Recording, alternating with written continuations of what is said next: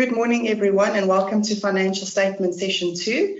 My name is Angela. We met last time going through creating your caseware file and importing a trial balance and mapping it. Today we're going to take a look at some drafting the financial statements, looking at a little bit of the formatting and editing.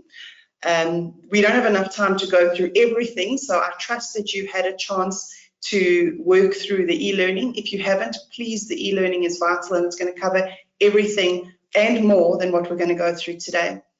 With me in this call is Ninka Kruger. She's the product manager for financial statements, and she'll be fielding questions which you post. If we don't get to all of the questions in the next session, session 3, which is next week, we will be taking a look at a lot of the questions that came up in this session. So please do join us for next week's session. So with that, I'm just going to switch off my camera and let us get started with the session. So as I've mentioned, it's going to be an interactive session today. We're going to take a look at actually drafting our financial statements of last week. What you will find is there are handouts. There should be 5 handouts. I'd like you to please take a minute or two to download these handouts because we are going to use them during the session. So I will just go to mine so you can see.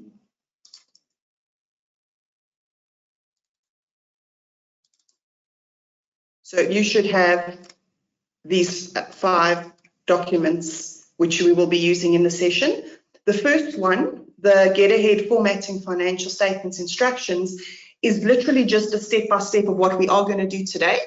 You're welcome to keep that open on one side if you'd like to follow with me. Otherwise, it's there for you to use when you practice again later on with your friends. If you need something else to do on Friday night, you can go through it again. Okay, like I said, I'm just going to give you a moment or two to download those files. For those who are still just joining, everybody is just downloading the 5 handouts, and I'm just giving literally another minute to allow that process in case you're wondering why you're looking at a desktop. Okay, when you've done that, go with me please into your caseware working papers. Remember how to launch it? We went through it last time. You can double click the icon on your desktop, or else you should be able to launch it from your start menu. When you open caseware, it's going to open to this open screen, and you should be able to see your Get Ahead file that you created in the last session. The bold name on top is the name of the entity, and you will be able to see your file name in the path at the bottom. So just a little bit of identifying the difference there. So I'm going to go ahead and open my file. If you haven't completed it, then just follow along with me, and like I've said, you can go ahead and do this in your own time then. Right, the username and password is SUP.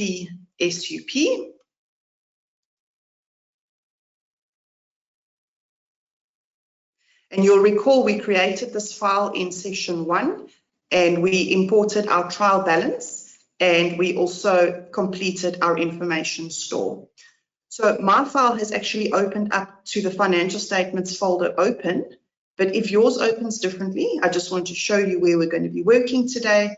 Here in the financial statements folder, and it is document 0110 financial statements. But before you go into there, I just want to make sure there's no questions so far. It looks fine. And before we actually open the financial statements, I want to tell you that something terrible happened with our client, and they've actually informed me that there was a mistake on their trial balance, and so they have submitted us with the correct trial balance, which we are going to have to re-import today together. So let us go through that process. I trust you've all downloaded your documents by now. They really were not big. And we are going to go ahead and re-import our trial balance. So I have saved. So if we go into our documents that we've downloaded, I have saved, so the new trial balance is called this number 2, get ahead, PTY limited 28 Feb trial balance. And I must just take note of the location where I've saved it for the purposes of my re-import. Okay, so what are we going to do? We start off by going into engagement on the ribbon. We're going to click import and select Excel file because we're importing our Excel trial balance. Then our wizard opens up again. We did this quite a few times last week or last session. We're going to select chart of accounts and we're going to go and just make sure that we are using the right document. So you're going to browse to where you've saved your trial balance. Remember not to accidentally import the previous session's trial balance. And it was worksheet 1. So remember you have to point to the worksheet in your Excel file that has the trial balance on. Make sure that you're set to monthly and click next.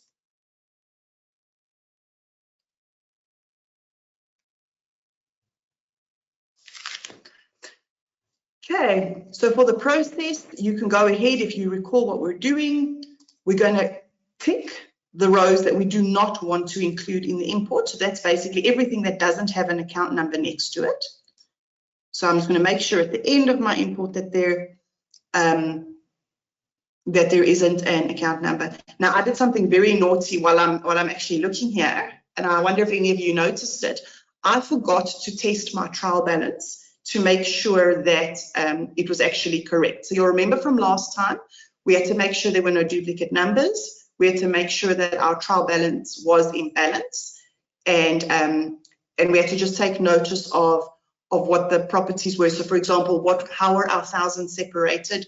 They were separated by a space and our decimals by a comma. So we would have done that check. I'm just going to ask you to trust me on the check, and let's go ahead. Well, we'll see, right, if our import works correctly. And that's, I think, something to really take note of, that you actually make sure that you test your import before you just launch right into it. Okay, so these are our fields. We've got our account number. So I'm going to go ahead and assign it as an account detail, account number. Then we assign our account description. I have given you, so our trial balance this time round, because we'd already imported it, we were able to copy the mapping numbers along. So I've given you the mapping numbers just for in case in the previous session anyone got the mapping in the incorrect place. So go ahead and assign the mapping as grouping and mapping number. Okay, we're nearly there. Our first column is the current year. We're going to choose balances, current year, and period 12. Remember to just make sure that your field information is correct. Mine is a debit and credit balance, so it's the correct radio button, and my total should be 0. I'm happy with that. Go ahead to the second period. Again, period 12, make the same check, and the same with period 2. Prior period 2. All right, everything looks good. There's no other fields that I need, so I'll click next. What is very important, remember, always click the clear balances of period being imported box. We want to make sure that everything that we did have in the periods that we're importing is reduced to 0. So it's only going to clear out the periods that are being re-imported. And we can click here the regional settings. If your regional settings, remember, are the same as your Excel spreadsheet that you're bringing in, you can just keep it ticked. Otherwise, if it's not the same, then you would use the symbols that are in the actual Excel spreadsheet. So in my case, the decimal was a comma and my digit group or my thousand separator was a space. So that I would put a space in here if I chose. Let me just show you. If I chose to go this route, I would make sure that my decimal is a comma and my digit symbol is a space, and then it matches my Excel. But I'm happy that, well, we can do it this way. Then we can go ahead and import. Right, there's no accounts added or modified. I'm happy to see that. think there was just an amount which they had adjusted on their side. So we're doing our imports. Okay, and remember then our net profit should show here on the bottom corner. The reason that this would be our net profit is because we have completed the mapping process. We're just giving it a moment to finish thinking. That's perfect. If you'd like, you can go and check your trial balance. Make sure that everything has imported correctly. Our mapping numbers are fully imported, and we have our balances for the current and the prior and the prior year. Everything does balance, so we're lucky with our imports, having been naughty on checking the Excel. Okay, let's close that. Now we're ready to launch the financial statements. So I'm going to go ahead and double click the financial statements. When yours open, if you hadn't opened the financial statements in the previous session, then yours will open slightly differently than mine, because then in your case, the optimizer screen will open immediately. Mine is not the case because I have previously launched Optimizer in the previous session. So just watch with me for a while. If your Optimizer is on, just hang 10. You don't have to do anything. I'm just going to quickly take you through a bit of a journey through the financial statements for those of you who are not familiar with it. Right, on the top, we have our ribbon. I'm going to click the little arrow to open it, and you can literally just open it or close it if you want a little bit of space. So our ribbon, if you right-click the blue file button, this is just where you're going to go to for help or for printing. Then we've got the Home tab on the ribbon. What's most important here to take note of really is your navigation tools. So we have a document map, which if you click on, it's going to just be a quick jump to any section. You can see really how fast it works to any section through the financial statements. Okay, it does take up quite a bit of space, but you can adjust that if you'd like. Alternatively, you can just keep the document map off. There's also a find function, which if you're looking for a word, you can just a normal find function, and it'll jump you through to wherever you find that word. And of course, the go-to will give you a bookmark bar, which is also a quick jump to a note or an accounting policy. For example, let's say we want to go to related parties, then we'll just type in REL and it'll jump, and we can actually jump to that location. Also, we're on the Home tab of the ribbon. You can also zoom in depending on how good the quality of your eyes are, or zoom out if you are still young and able to see such small text. So I'm going to work at about 100 at this point. Okay, so that's our Home tab. The View tab, again, has got your same document map and the go-to again. What you will see here is our modes. And these are very, very useful for reviewing and editing purposes. What I want to do is I'm going to quickly jump to the balance sheet, because I want to show you, as you work through the financial statements, you're going to notice that some text is black, some is blue, and some is red. So your black text is what is actually going to print in the financial statements. Everything blue is hidden and it will not print. And then the reds are your links. So these links, these numbers like 305, 320, these are your lead sheet links. So if you click on it, it will actually take you to the lead sheet or the snapshot of the trial balance for the items which have been mapped to this line item, so property, plant and equipment in this case. Under note, your red number is a hyperlink to the note. Okay, the red will also print, so just bear that in mind. So now what I want to show you is if you want to just review the financial statements and you don't want to see all of this, because you can see it's quite a lot of blue, you will go onto the View tab and you can actually just click Enable Editing. to turn it off, and you will only be left with what will actually print. And that is really nice as a review tool. You can see if you click on document, then you'll see it shows reviewing enabled, which means that you can only review.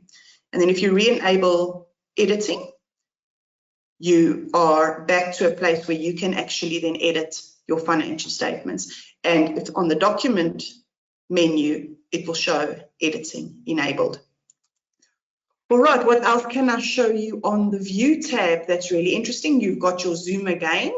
A feature that's very, very useful is the split horizontally, which I would like to show you. So what this does is it literally allows you to look in two places at the same time. So what you would do is you'd click on split horizontally, select a place in your screen where you'd like to do the freeze, and then you can move around. So if I go to the top half and I can say, okay, I'm happy, I want to stay in my balance sheet or my statement of financial position. And then in the bottom half, I'm in the same place as you can see. I'm going to click the bottom half to the actual note. And from here, I can navigate through the note. And for example, I can test easy and see, oh yes, there, that balance is equal to the balance on the face. So I'm happy that my note and my face are in agreement. So it's a really useful tool to be able to see more than one place at the same time. And you can just re-click and split horizontally to open your screen again. All right, I'm not going to look at anything else on this tab right now. The insert tab, there's nothing that I want to show you. Document as well, and tools, the tools tab. So you will learn about some of these components in the e-learning, but I'm not going through them today. Right, let me just see where we are. I have addressed some of the navigation tools already. I will look at them in a bit more detail in a moment. I just want to collapse the ribbon. We're happy with that. Then what's next is the freeze pane, which will tell you which set you are drafting on. So remember, very important to make sure that you are in the right template. So from here, we can see that we are in an SME template and we are preparing SME financial statements. Your version number is also presented on this bar. So please, that you can use this to compare to the version that is on, remember on the Caseway community last time, you looked at version management, just to make sure that you are using the correct version.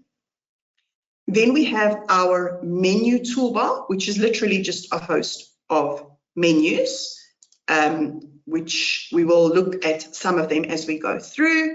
Again, it's covered. There's a whole video dedicated to toolbars and ribbons in the e-learning course. Then we have our template toolbar, which is the last toolbar at the bottom. We have our super insert, which is this beautiful green plus, which we will be using to insert page breaks, notes, texts, tables, and so forth. The next section are our insert and delete rows. This is if you are in a table, but only if it's a table which allows for you to delete or insert rows. So for example, I'm currently standing on inside of a table for the summary of property, plant and equipment. These are grayed out because this is a table where you may not insert or delete rows. But if you find yourself in such a table, you can just use these quick jumps. Then this is just a sort of the lines. Column settings I'm not looking at today. Then we have our little robot, which is our balance check. If I click that, our balance check comes on. And this is just what we use to make sure that our various components are in balance. So our statement of financial position, we can see it's currently out by 3. Our statement of cash flows, out of balance by a lot. The nature of the statement of cash flows is that it will always be out of balance when you first open your file. This is because it links to the cash flow worksheet and we have to activate the link each time. So don't worry about that at this point. And then our net income agreeing with the statement of comprehensive income. This is just to make sure that the calculation in the back that Caseway has calculated as net profit agrees to what's pulling through to the financial statements. And of course, we want to make sure that our opening retained income matches our closing retained income of the prior period. So a little bit of a difference of a 1 is quite common in these areas because of rounding. So at this point, we're not going to worry right now about the balance check. So I'm going to go ahead and close that. Your balance check is also on the cover page. If I just jump back, sorry, on the control page, if I just jump back there. The next item, actually, it would have been useful to stay where I was. Let's go to the balance sheet. The next item is the annotations on the toolbar. What this does is it switches. I'm going to turn annotations off, or I can turn my annotations on. So you might have noticed when I clicked the button that these little pluses disappeared when I deactivated annotations. So what you're going to do here is you would use this. If you just click the little plus, you can add a new note to the line item, or you can add a tick mark. So let's say I'm going to add that tick mark. Then it adds the tick mark to the line. So you can use that to turn off the annotations if you don't want to see them.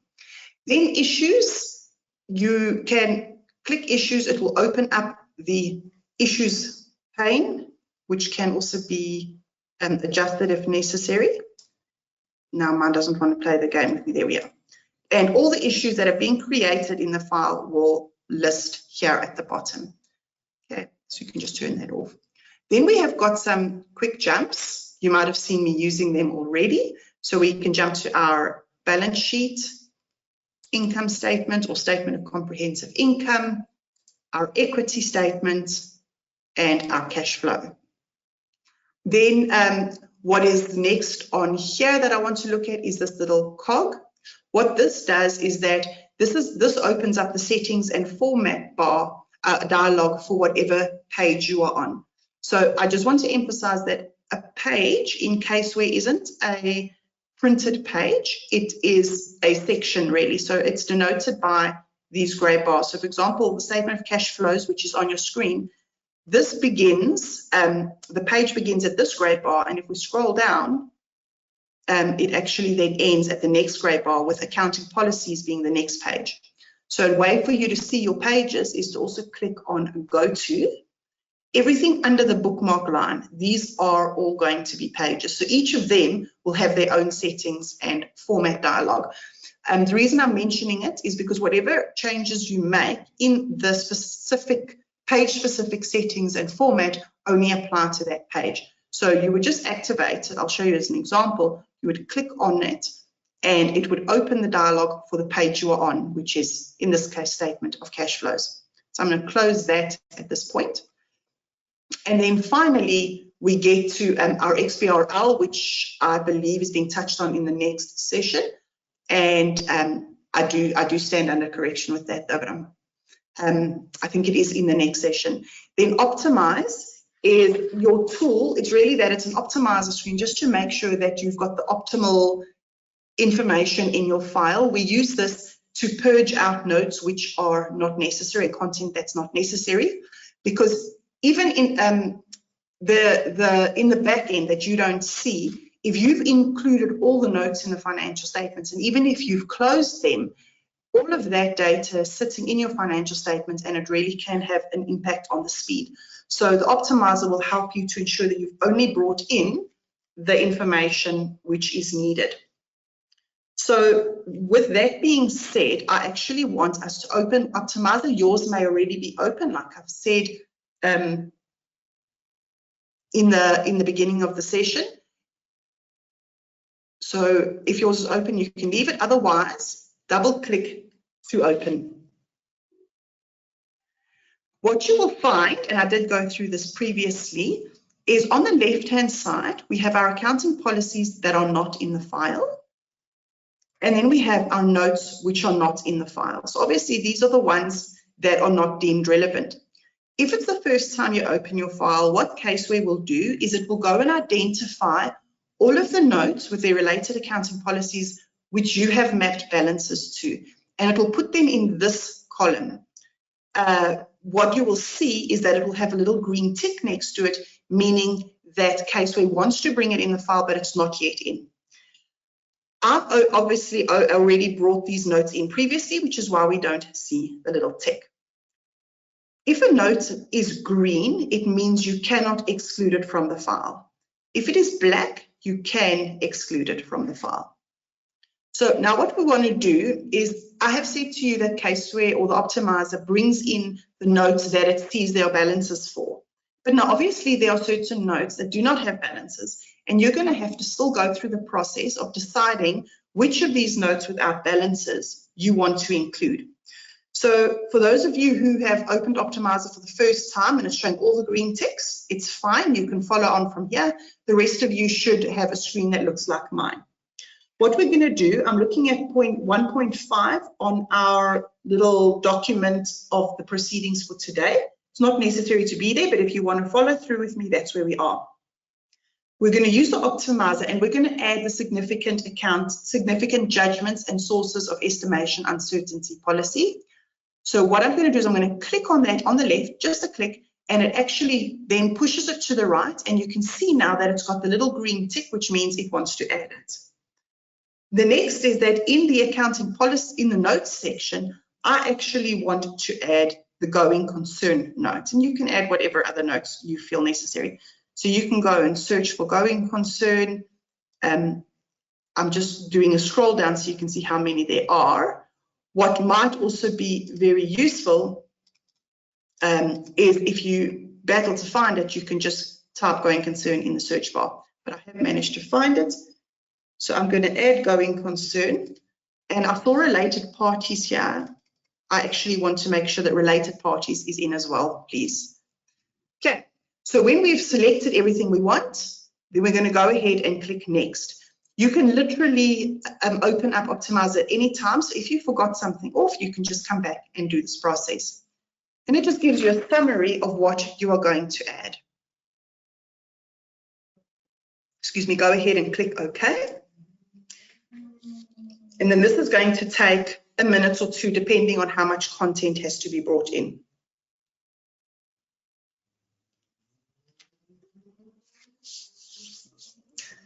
Okay, I was correct. XBRL is going to be in the next session.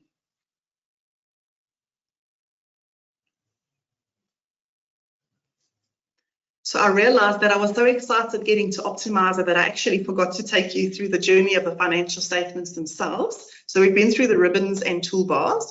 Once this is finished optimizing, I will take you through the financial statements quickly, and then we will go on with rounding the balance sheet. Okay, so notice on the bottom left, it's saying here executing script. So we're just going to leave it while it does run. It can take a little bit of time, depending on how many notes you are bringing into the file. Okay, so it's telling me that it's ready. Okay, so let's take a look. What does the template look like? So I'm going to use the go to jump. I haven't shown you that. So I have explained, remember, the document map to you and the bookmark bar. And I have obviously shown you how to jump between balance sheet, income statement, and so on. There is also a go to bar, which allows you to jump to the different pages in the financial statements. Those pages start from control page. Just above it, you'll see bookmark, which just opens up your bookmark bar again. And there are also some other links. The InfoStore trial balance journal entries and cash flow worksheet will take you directly into these documents. Okay, so I'm going to start off by jumping to our control page, which is the starting point of the template. On this page, it's literally as it says. It's going to show you who all the planning, reviewing, performed by was done by. It gives you your client details, your file details, the file path, and so on. And your balance check is also presented on this page. Right. After the control page, we have a cover page, which is, as it says, the front page. It's going to give us our logo, entity information, and whatever you would like to print on the front page of the financial statements. This is followed by a general information page.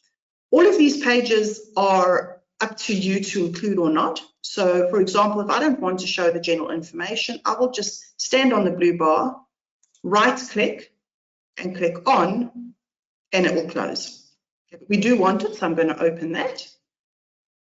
And this just gives us a bit of more information about the entity. Who the auditors are, holding company, the directors, and various other bits of basic information. This is followed by our index, which I don't think needs an explanation. At the bottom of the index, there is the possibility of including the level of assurance, the preparer details, and the published date, all of which can be switched off if you do not want to repeat them because you may have shown them on the cover page. I can just show you. On the cover page, you would also see the auditors and the prepared by and the issued date. So it's up to you where you want to present those. Okay, so after our index, we have a host of reports. Again, if I jump to my go-to, you can notice that this is just the same view. There's our corporate and governance, social ethics, audit committee report, directors' responsibilities and approval. So we just work through it. Each of these reports you can open or close depending on what you need to use. We'll come back to those. We've got our director's responsibility and approval as part of the reports. You will notice that there is already text provided, but you don't have to use this text. There is an option to insert an image of the report. We'll look at that later. Just incidentally, obviously these radio buttons you will encounter throughout the financial statements, and you're going to click the one which gives you, which is obviously the option you're looking for. So if I click the report will not be included, insert image, then we change to a different view, which allows us to insert the image. At this point, I'm going to leave it where it was. Then you can see there's a signature area at the end of the reports. And then there's a few more reports, a company secretary certification. Our director's report follows, which has got various closed and open sections. I'll show you how to open and close in a moment. Again, the director's report, you don't have to use. You can import another version. You will notice as I just jump through that there are some data which is in white and that cannot be adjusted. This is information which is calculated and it pulls through from another source. You will recall from last time that we completed our information store. In fact, let us do that. If I open my information store, it's opening on another tab, and I go to directors, you will recall that we inserted all this director information here. So that pulls through to the financial statements. Okay, so we're still just going through a journey through our financial statements. You can see all these areas in the director's report. They're collapsed just for the sake of space, but you would just, I'll show you how to open them in a moment, and then you would open whatever you want to use. And then finally, we get to the independent auditor's report. And following from our auditor's report, we get to our financial statements. So we've got our financial position. There you can see all your assets, followed by your equity and liabilities. We have our statement of comprehensive income. There are various ways of presenting this, which I'll show you when we get to that section. Our statement of changes in equity. As I'm here, I realize I didn't talk to the yellow cells. Whenever you see a yellow cell, it just means that you can type in it. It's a input cell. I'm just going to clear that, otherwise I'm going to mess up our equity. Followed by our cash flow statement, which we will deal with later. And then our accounting policies. Again, you can see that the whole format works kind of the same. All of our paragraphs have got a green background, black text prints, blue text doesn't print. We can open all of our blue sections if we want to include them. And then the accounting policies goes on for a while. After the accounting policies, we get the notes to the financial statements. You can see note 2, property, plant and equipment. And you can just go scroll through and you can see there's a whole lot of editing that needs to be done. We don't want red unless it's the hyperlinks. So we're going to work to get rid of the red. And then our other notes are closed currently. Remember, we didn't bring notes into the financial statements. So we didn't bring in investment property. These are showing just as a blue line.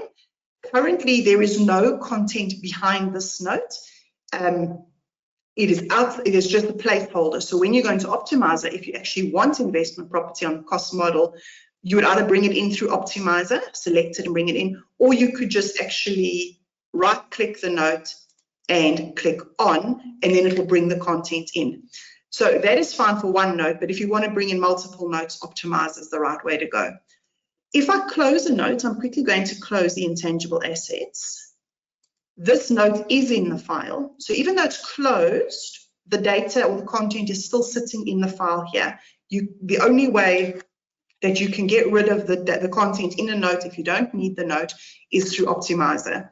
However, of course, remember, if there is amounts matched to a note, you won't be able to purge it. Then you just have to close it. If you didn't want to show the note, perhaps because it wasn't material, you would have to still just keep it in the file for balancing back to the financial statements. I do want my intangible assets note on, so I've right-clicked on intangible assets and I'm going to click on. And then after our notes, so they go on for a while, then we have just got some reports, a value-added statement, 5-year summary I'm not looking at, a detailed income statement, and a few other reports. The detailed income statement is a repeat of the income statement, but it literally just shows all the detail that's made up in the various line items. Okay, so that is at a glance what you would see in your financial statements. And now we can go on with the formatting. So what I would like us to do is switch on the balance check. And what's happening here is that we've got this small amount of 3 by which our statement of financial position is out of balance. And this is because of rounding. So what you're going to do is we want to get rid of this and just make sure that there's no rounding problems. So in order to do so, you're going to go to Document. In the Document menu, you're going to click Document, Configuration, and then Rounding. And then this automatic rounding tool dialog opens. What you're going to see here is this should only be used for rounding differences of up to 15. So if you've got like 1,300 here, please don't try to fix it on a rounding. Go back to your trial balance and see what's wrong. So you can actually notice if we go to the select the rounding limit drop down, it only goes up to 15 anyway. So this means what Caseware is saying here is to maximum of how much should I apply rounding. And what the best practice is to just go 1 up from what your difference on your balance sheet is. So we've got a 3, so we're just going to go ahead and select 4. So we're telling it if there is a difference of 4, automatically round it. Then we're going to choose where to apply the rounding. The default is to trade payables, but it can round to any one of these options. Please make sure that you round to an account that you're actually using. Or to a mapping that you're actually using. Otherwise, it's going to look a bit silly having the 1 or the 3 coming through trade payables if nothing else is in there. I also want to mention that when you switched on Optimizer, you will notice that you cannot see trade payables or trade receivables in the Optimizer. And the reason for that is because it always has to be in the file because of this reason that rounding could be applied to it. So just remember that. Don't get concerned if you can't find trade payables and receivables in the Optimizer. Then very important, I'm going to make a mistake now on purpose. I'm going to go ahead, I've select trade payables, I've select 4. I'm going to go ahead and select OK. And it's executing script, so it is busy thinking. And oh dear, but my balancing wasn't fixed. So this is a common mistake. Go back into Document, Configuration, Rounding, and be sure to activate it by actually clicking on automatic rounding. Now click OK, and that rounding balance should fix itself. Give it a moment. Happy. So now the statement of financial position is in balance. The next thing we're going to look at is our level of rounding in terms of our presentation. So what you can see, I'm just going to close my balance check. What you can see is that we have currently imported our trial balance to whole numbers, but I want us to show it rounded to thousands, and I want us to put the currency under the years. So let's go and take a look at how to do that. You're going to start off by going to the options menu on your toolbar and rounding. So this is a different rounding now. This is a presentation rounding, whereas the rounding which we previously did was to round off the cents. You can see it's currently to ones. We want to round to thousands. So I'm going to click on thousands, and automatically my financial statements are now rounded to thousands.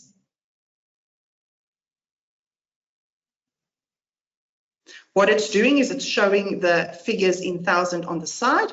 I want it under my dates. So again, in options, rounding, display, and here I can choose next to year or beneath year. I want to show it beneath year. Okay, and so we are sort of set up there with that now. What we're going to do next is look at some global formatting. So global formatting means what we're going to apply applies throughout the financial statements. Global formatting overrides individual formatting. So do you remember that I said to you that if we're in a page, we can click on the settings and format of a specific page, and we can make certain changes here that will only affect the statement of financial position. For example, our case and our font and so forth. However, if I make changes to an individual page and then I do global formatting, the global formatting will override those changes. So first do your global changes. So where we're going to find our global formatting is in document, format document. And we are going to follow some of the requirements on our document. And I see that I've switched to bullets here. So we're under global formatting and we're on the first bullets. We must change the general font type to Calibri. So did I say that right? Calibri. So in our format document, we can see we've got a general, which just gives us our font type, our currency. We can format our page titles, our column headings, the style and font of our text, and so we go through this note. So we're going to start off with general, and we're going to see if we can find the items we want to change. So I said the general font we want to change to Calibri. So it's currently in Arial. I'm going to click the drop down, and I'm just going to go ahead and click C to get to the font I want, and Calibri is correct. The next step is it says we should change our page titles through uppercase. So we're going to see if we can see where page titles are. Right, it's a bit self-intuitive. We're going to click on page title, and we are asked to make it uppercase. So change case is currently normal. We're going to make it uppercase. What's next? It says change page column headings to be bold italic. So let's go and do that. Those of you who can follow along and do it on your side and just see how yours comes out. So we're going to change page column headings to be bold italic. So that's our font style, bold italic. And I think that's everything that it wants from us here. And we're going to go ahead and click OK. Again, the e-learning videos will take you through all of the global formatting options here. I'm obviously only looking at the ones that I want to do specifically in this set of financial statements. Okay, remember it has to apply these changes throughout the financial statement, so it could take a moment to just apply. And you don't have to make the same changes I made, right? You can make yours whatever font you would prefer it to be. And there we go. It's getting a bit closer to finished. Keep a look at my headings and my column headings here. Just let's take a note of how they're going to change. keep your eye on the heading as well of the statement of financial position. The individual pages does go quite a bit quicker because obviously it's changing less. Okay, so what have we done? Did you notice all of our text changed, our font changed, our headings are now in uppercase, and we've got bold and italic on our column headings. So we're happy with that. And if I just jump through, you'll see that it's been applied everywhere. Okay, let's go back to our cover page. And let's see what is next. Okay, so we're still busy with global formatting. And I see here that we are asked to include the current date and time in the footer. So this is useful as a little bit of an audit trail for you when you print versions of your financial statements, just so that you can keep track of when your changes were made. So in order to include the date and time, you're going to click Document. You're going to go to Configuration again and to Footer. So just take note, on the left, there is a Format footer as well. I'm not looking at that one now. I'm looking at Configuration footer. And in here, you can say, click Current Date and Time to include that current date and time. I'm going to click OK.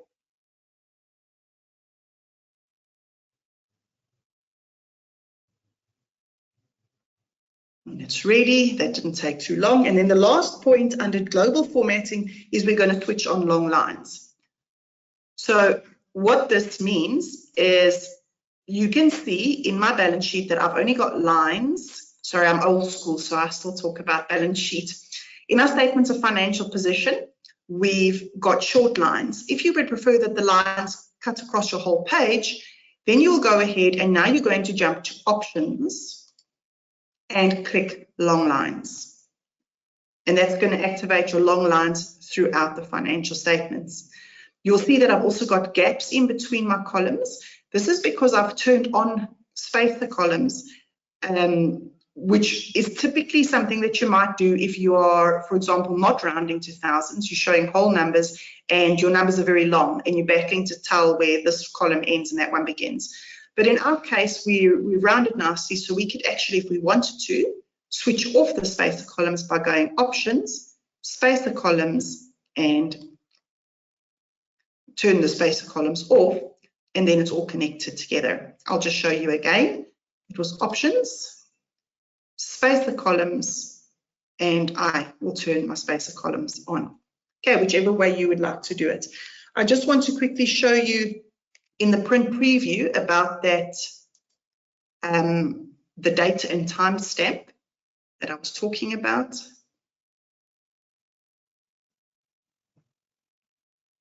You need not go to your print preview, but you're welcome to as well if you'd like to take a look.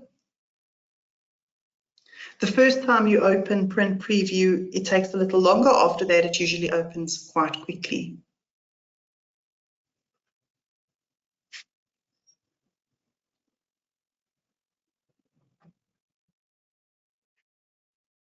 If you didn't notice where I went to, I just clicked the little button on the top of the ribbon for the print preview.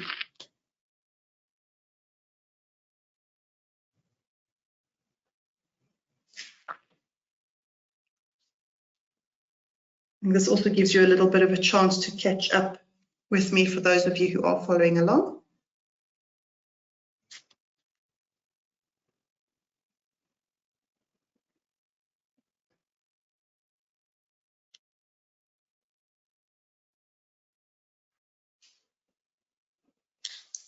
Okay, there we go. Right. There is our date and time stamp on our print preview. Okay. I feel like it really worked hard to open and now I'm going to close it again. I feel almost cruel. In any case, let's carry on. Now we're going to take a look at the individual formatting. So go with me to the cover page. So we're going to go to cover. And what we want to do here is there's a few instructions on this cover page that we're going to do. What it wants us to do is show preparer on the cover page. So we want to switch on. You see here, these financial statements were prepared by. We want to switch that on. And we want to change the name of the report to annual financial statements. There it's just financial statements. We want to make that annual financial statements. We want to increase the size of the company name. So where's our company name? There it is, get ahead. We want to make that bigger and in bold. And we want to put in a few spaces. And then we want to insert the client logo. So how we're going to do this is we're going to stand either on the cover panel, the cover bar, or somewhere in the cover page, and you can click on the settings and format cog, or you can stand on the grey bar and right click settings and format. The same dialog opens. So let's go ahead and complete those instructions. So the first one we saw was show the preparer name on the cover page. So normally if you see something in blue, you can just right click and switch on. If you're battling to do so, then the chances are it's probably activated in the settings and format. And this is one of those cases. Preparer details, we want to turn it on. That's our first instruction. And then it says, make the name of the report annual financial statements. So if you want to change the name of a specific page, have a look and see for something like report name or anything to do with naming or wording. So it's not in body text. That's just going to tell us how we can change the text of this page. Report names, okay. So here's where we will find what we're looking for. It's currently set to financial statements. You're going to want to change it to annual financial statements. And if you were unhappy with all of these options, you could go for other and then type what your wording in here. But we are happy with annual financial statements. And the reason we want you to change it here is because this is where it reads throughout the whole set. So there are many places where the words annual financial statements or whatever you've selected here are referred to. For consistency of wording, it's going to pull from this point. What's next? The size of the company name. So now we need to find somewhere in these settings where we can adjust our company name. So let's go see. Report name format. We might find it here. Yes, it looks like it. I see there's place to change the company name, former entity name, registration number, and so on. So we seem to be in the correct place. It's the company name, so let's go. Here's company name. We're going to change it here.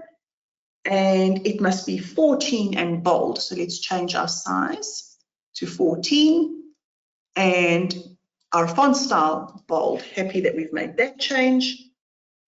And then some spaces. You can see if I just show you, if I just move the dialog over, that some of these items can be quite close together. So it says add a space before the registration number. So let's go to registration number, space before, and it says 0.25. We're going to add 0.25 centimeters there. And also, no, that's all. Add a space of 0.25 before the registration number, and before the report name. So let's see if we can find report name. There it is. Let's add 0.25 just to give it a little bit of a space. And then we want to insert the logo. So the insert logo we can't do here, but we want to make sure that logo is on. So if I go back to general, no, it's not. Where was it? Sorry, here it is. Under report name, sorry, entity logo, make sure it's ticked so that we will be able to have a logo. Let's click OK and watch how it makes the changes to the cover page.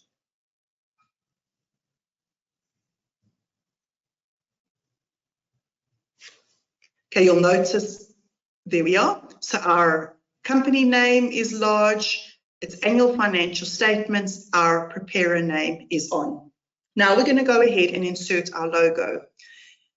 In the downloads, in the handouts that you downloaded, there was a logo document. So we're going to insert that. So what you do is you're going to stand on the image, double click, and it's going to open a picture object dialog.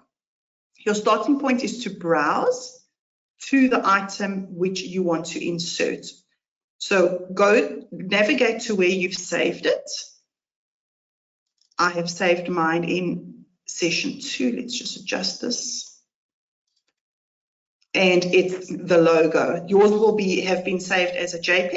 It should also work just the same. And you're going to go ahead and select your logo. Then what's important is that as it currently is, it's always reading to this file path.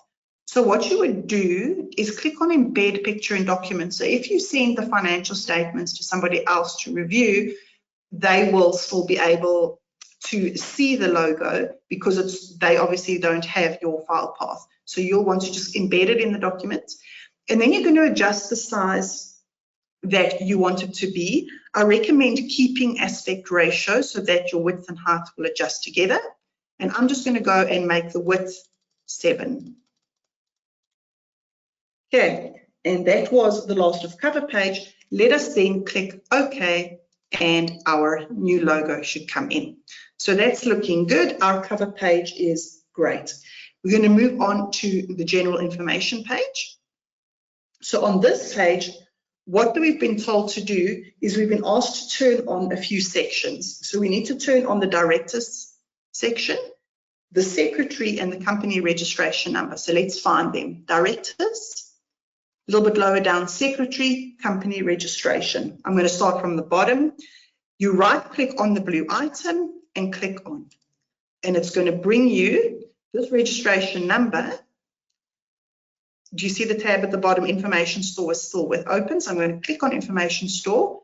And I'm just going to go back to general. Remember, we put the registration number in last time, and that's where it's pulling through from. I click back on the financial statements tab just to go back to where I was. Let's turn on company secretary. P. Anderson also came from our information store, and our directors list on. So we're happy that we have turned on the sections that want to be on in the general information, and you're going to use the same process to turn on all sections. Now we're going to do a little bit of a sort. It says to us we should put the company registration number just below the country of incorporation and domicile. So in other words, we want to bring the registration number there, but it's currently all the way down here. Okay, so I can't move it up, so I've got a problem. So in order to sort sections in the page, there are 2 ways to do it. I'm going to show you both, and I'm going to tell you the way that I think is best. So if you want to sort the general information page, you'll go to Documents, Sort Sections, and then you would go to Information Page. Please don't do anything here yet.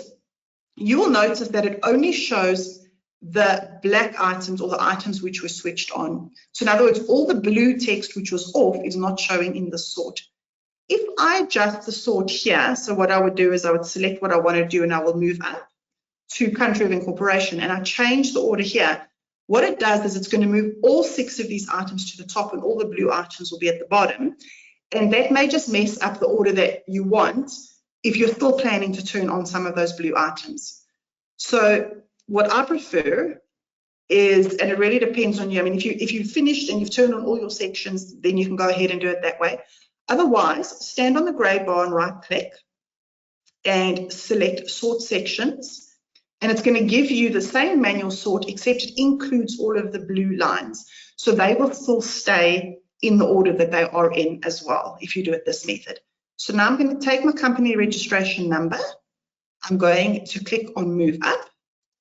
And I'm just going to keep clicking Move Up until it is where I want it to be.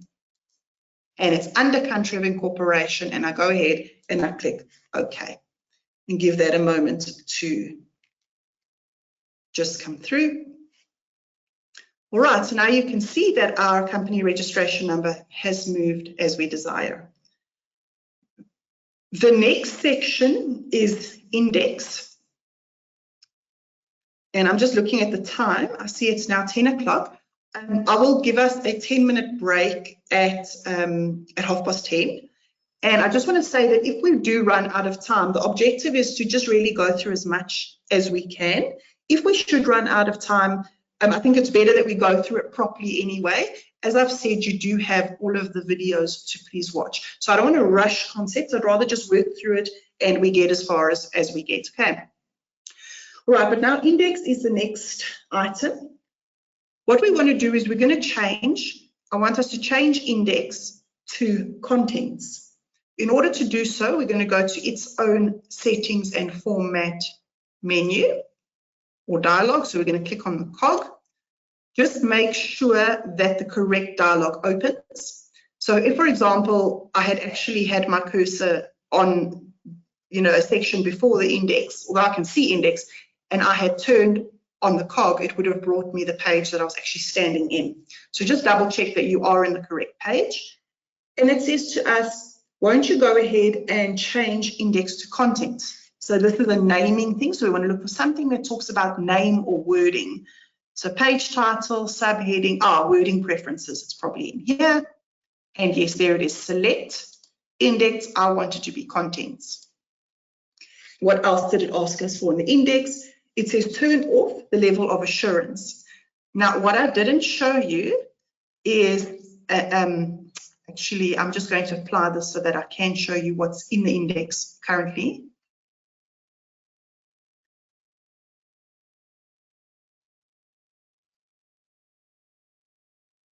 These apply quite quickly because it's just the page you're on. So it's changed to contents. At the bottom of the contents page, and also just remember to save your file periodically, but it does have an autosave as well. There's my level of assurance. We are told to turn this off for this set of financials. So I'm just going to go back into my settings and format. In this case, I can't right click and switch on to get rid of it. So I'm going to go to level of assurance. It is currently clicked and I'm going to unclick that. And then the level of assurance should disappear. Either it will disappear or turn blue. Okay, so it is actually gone. Okay, so that is our index. Now we can move on to and you could have turned off the preparer and the published as well if you wanted it off on the same methodology. Let's now move on to the director's responsibility and approval. You can either jump on the go-to menu, or you could just carry on scrolling down, or you could use your document map. So director's responsibility and approval, in this case, we want to change, sorry, I'm looking at the wrong place. Okay, so our report is on. I'm going to the end of the report. It says to us, change the drop-down signature area to the desired wording. So all I'm wanting to show you here is how you can use drop-downs to quickly change wording. So at the signature area, you can go ahead and click on the drop-down. So currently it's approval of the annual financial statements. I want mine to say signed on behalf of the board of directors. So you can change yours to whatever you would prefer.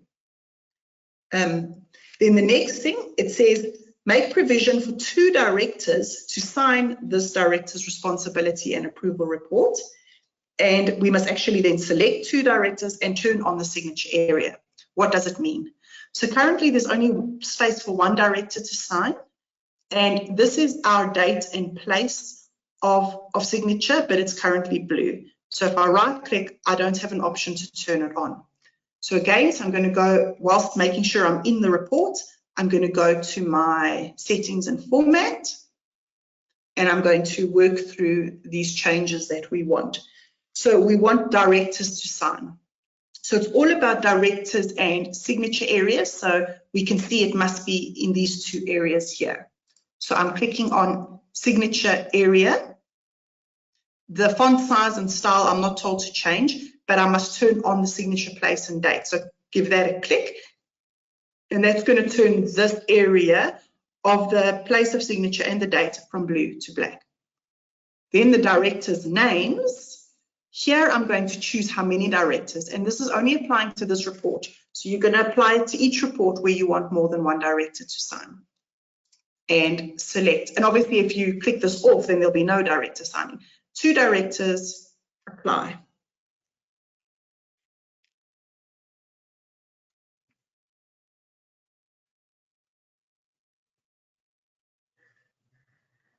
And now we can go and we can choose Mr. Dlamini and Mr. Naidu are going to sign these financials. And you can go and you can change your place of signature and make it whatever it should be. You will notice that as I've made this change, if you can see it, there's a little red dot. So whenever there's a calculated cell and you write over it, it'll give you a red dot just to tell you that you have made a change to a calculated cell. It's a good review tool. It won't print unless you instruct in the print setup, you instruct it to print. So all you can do, if you have a red dot and it was by accident, you're just going to right click and click on overridden, and it will bring back the calculated text. So that would be wherever you are in the financial statements. Okay, and I think that was our director's responsibility and approval. Now we're going to go down to our so we're going to leave internal financial controls off. We're going to our company secretary certification. If you can go with me there, we want to turn this on. So you're going to stand on the heading, right click, and switch on. It's as easy as that. And now we've got our company secretary certification. Depending on the template you're in, there may or may not actually be content. So this is the SME template. It's just a blank report that you can quickly type in if you'd like to. The IFRS has got more content in it. Alternatively, you can insert an image of the report, which is what we're going to do. So you would have downloaded the secretary's certification report. So we're going to go and click the radio button for the option we want. And it's not going to give the content that's in the financial statements, but we're going to insert an image. So the way we do it, every page of the report you want to insert, you have to save as a separate document, and each page comes in as an image. So if I've got, say, a 2-page report, I will add another image, and then I will work with the 2 images. If you've accidentally selected too many, you can just remove the last image. Okay, so let's go ahead and insert that image. You're going to click on the picture, and similarly to the process we followed earlier, we're going to browse to where we downloaded our content. Okay, it was Get Ahead, Session 2, and it will be your company certificate. So you're going to click that so that it comes into the file. Again, you'll want to embed the picture and document so that there isn't a file path that can break. And I would again keep aspect ratio. You can see how it looks for you, what you're happy with. And I just want to point out that your width should not be more than 17, otherwise it doesn't print correctly. So we're going to bring that down to 17. You can click or you can type it in, and the height automatically adjusts. Just notice what's different to the logo is that there's an option to show the picture while viewing the document. I've got it currently checked. Let's see how it looks. And there it's brought in the image that I had saved. Now this could be a large image, and it might, take a little bit of processing speed while you're busy working in the document. So if you want to, just click on the image again and just turn off show picture while viewing documents. If you do that and you click OK, it leaves it as a placeholder, but it will still print and it still shows up in the print preview. Okay, so we are happy we have inserted our company secretary certification. Now we can move along. I just want to check if there's anything I need to be aware of. No. In terms of questions or things, I think that we're still doing well. Director's report. And yes, give us 20 minutes and then you can quickly go and make another cup of coffee. So in our director's report, we are asked to switch on the incorporation section and the second paragraph. So here's our incorporation section. In order to turn that on, we're going to right click and click on. So in incorporation, we can see our green text, our green paragraph of text. It doesn't print green, it's just to show you that it's a paragraph. We've got 2 paragraphs here. The black one is on and will print, and the blue one will not print. Okay, this incorporation date, it just pulled through from the info store. So we are asked to turn on the second paragraph. So stand in the paragraph, right click and switch it on. And it's as easy as that. And incidentally, when you're in a paragraph, you can, in a green section, you can literally just type in there as you would in any other word processor. Okay, so it is fully editable in the green. Right, that is our first section we have done. Again, you can see, I just want to show you there's various radio buttons, and the grey background, whatever's on a grey background will not print. What's beneath it is the result of the selection. So if I choose the second radio button, then my text will change. Okay, so that's just if you encounter radio buttons. Now we're going to the directors section. So that means that there's a section here called directors. I can scroll, or what I can do is I can be like, yo, it's going to take me a while. While standing here, go ahead and press either Control F for find, or you could have, remember your ribbon, you could go ahead and click on the find bar. And we know we want to find text. We're told to look for a directors section, so chances are we can find, let's go and see if we can find the word director and what comes up next. And you can cancel. Yes, it's taken us to the directors section. So that can just help you so that you don't have to scroll and scroll and scroll. So our directors section in the directors report is listing the directors from our information store, and it's given a nationality column. I only had brought in the nationality of one of the directors I see in my info store. No real matter, because we're going to turn this column off. So if you're in a column and you do not want it to print, so because all of the, if there is something in one of the columns, then the columns would print. Sorry, if there's something in a row, then the column is going to print. But if you don't want to show nationality, for example, just right click on the column, go to column, and click always hide column.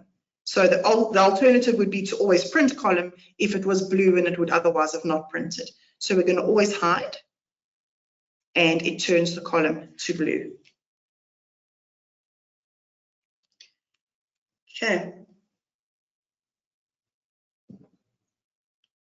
Moving to property, plant and equipment section of the director's report. So let's go see if we can find that section. Here it is. So I don't need to use a find. We're going to open it because it tells us it wants us to add commitments for capital expenditure.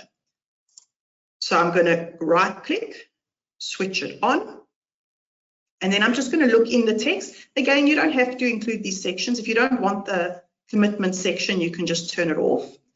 I'm going to turn it back on. If you don't like the text that we've put here, you can just type in, you'll often see additional text. You can just type in whatever else it is that you want in the additional text section. Okay, but what we are doing is we are saying they've got commitments for capital expenditure, and we were just asked to insert an amount for the current year. And you can insert however much you want. Just remember, or I'll tell you in a moment. So next to the R, there's a tiny little cell. Let's say it's 2 million. So if I'm going to go ahead and type in my 2 million, I get this error. And the reason is because the cell is a numeric cell. So in this case, one has to put in the amounts. Okay.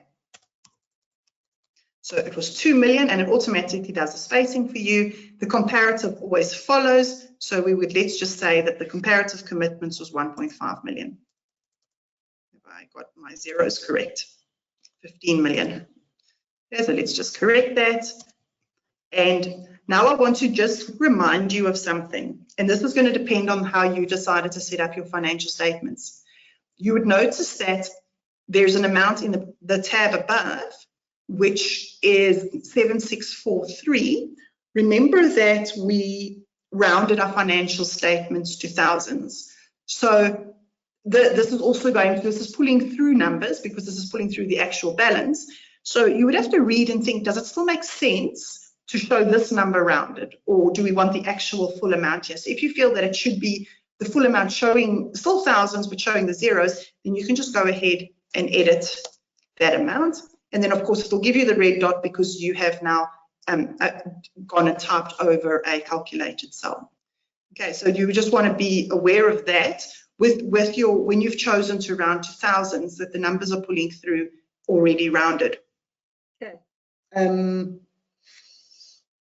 which is why, just while I'm on that point, it's a good idea to select your level of rounding to either whole numbers or thousands or millions. Do that in the beginning, because if you've gone through your financial statements and you've done all this work, and especially in the reconciliation tables, as I'll show you, I can quickly just jump there and come back to the director's report.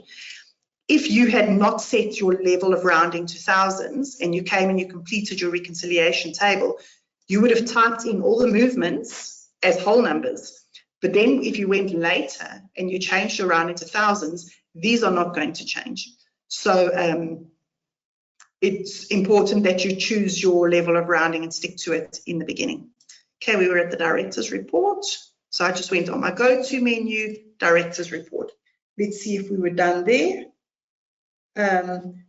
So then we also have to go to the going concern section in here. I'm going to use my bookmark bar to show you. So if I go to my bookmark, which is the go-to, you can also press F5. And I want going concern, it's going to give us a list of all the places in the financial statements where going concern is. The first one is the main going concern note, and the second one is in the director's report. That's just because I remember where it is. So just make sure that I've jumped to going concern, but is it correct? Yes, I'm in the director's report. I can see here, so it's the one that I want. I'm going to turn it on. And it says to turn on the accumulated losses paragraph. So there it is. It pulls this accumulated loss from, if we go to the balance sheet, notice the number 82,100. And it shows us that that's where the accumulated loss came from. Let's go back there. Just use our quick bookmark bar to go back to our going concern in the director's report. Quickly have a, now I actually chose the wrong one. Isn't that cute? Am I now correct? Yes. Okay, so we're back in the going concern note. And now we're going to just turn on the paragraph about accumulated losses. The reason it's default to off is obviously if you don't have accumulated losses, you don't want to show a paragraph that says you do. So we are now done and happy with our director's report. And the next step is our statement of financial position, which I'd like to quickly finish before the break. So I'm going to go past the auditor's report. After that is the balance sheet. I'm just going to quick jump straight to our balance sheet or statement of financial position. The first thing we want to do here is we want to change the name from statement of financial position to balance sheet. So that is the one change we're going to make. It says that it also wants 2 directors to sign. So this depends on your preference or what region you're in, whether or not you should have the balance sheet itself signed off. If you scroll right down to the end of the balance sheet, you will see there's a narration area. If you open that, you can just click the little arrow. Then it actually gives you a little sign off, and it was signed by the board, and it gives you a director's signature. Like I said, you don't have to activate it. You can switch it off or on. Our financial statements are saying we want it on and we want 2 directors to sign. Then we're also told, I'm just going through the instructions and then we'll actually do it, to turn off the lead sheet references. So remember I said to you that red will print. We're going to want to turn, so some of these are red and we don't want them to print, so we're going to learn how to turn those off. And then we're going to change the name of property, plant and equipment. I'm scrolling up. We want that to just be property and equipment. And then we're going to do a balance sheet sort. And we're going to turn on some notes. That's all I need to discuss with you. I wanted to just first of all show you how it currently looks. So let's go ahead. Remember, we only want to make these changes to the statement of financial position, stand in it somewhere and open its gear cog to get to its settings and format. Statement of financial position, I'm in the right place. So what must we do? Change the name. So let's go for something talking about page name or wording preferences. And there it is, wording preferences. So in here, we can change to balance sheet, or you can select other if you wanted it to be something else. The next step that we had to do was, I just want to point out for you that you can change the individual fonts, sizes, and styles within the statement of financial position only by adjusting them here. Okay, right, so we want to go back to a sign off, so we want something to do with directors' names. It's going to take us to the sign off, and we want 2 directors. Yes, we would like signature lines. And that is all from the settings and format of the statement of financial position. So we click OK.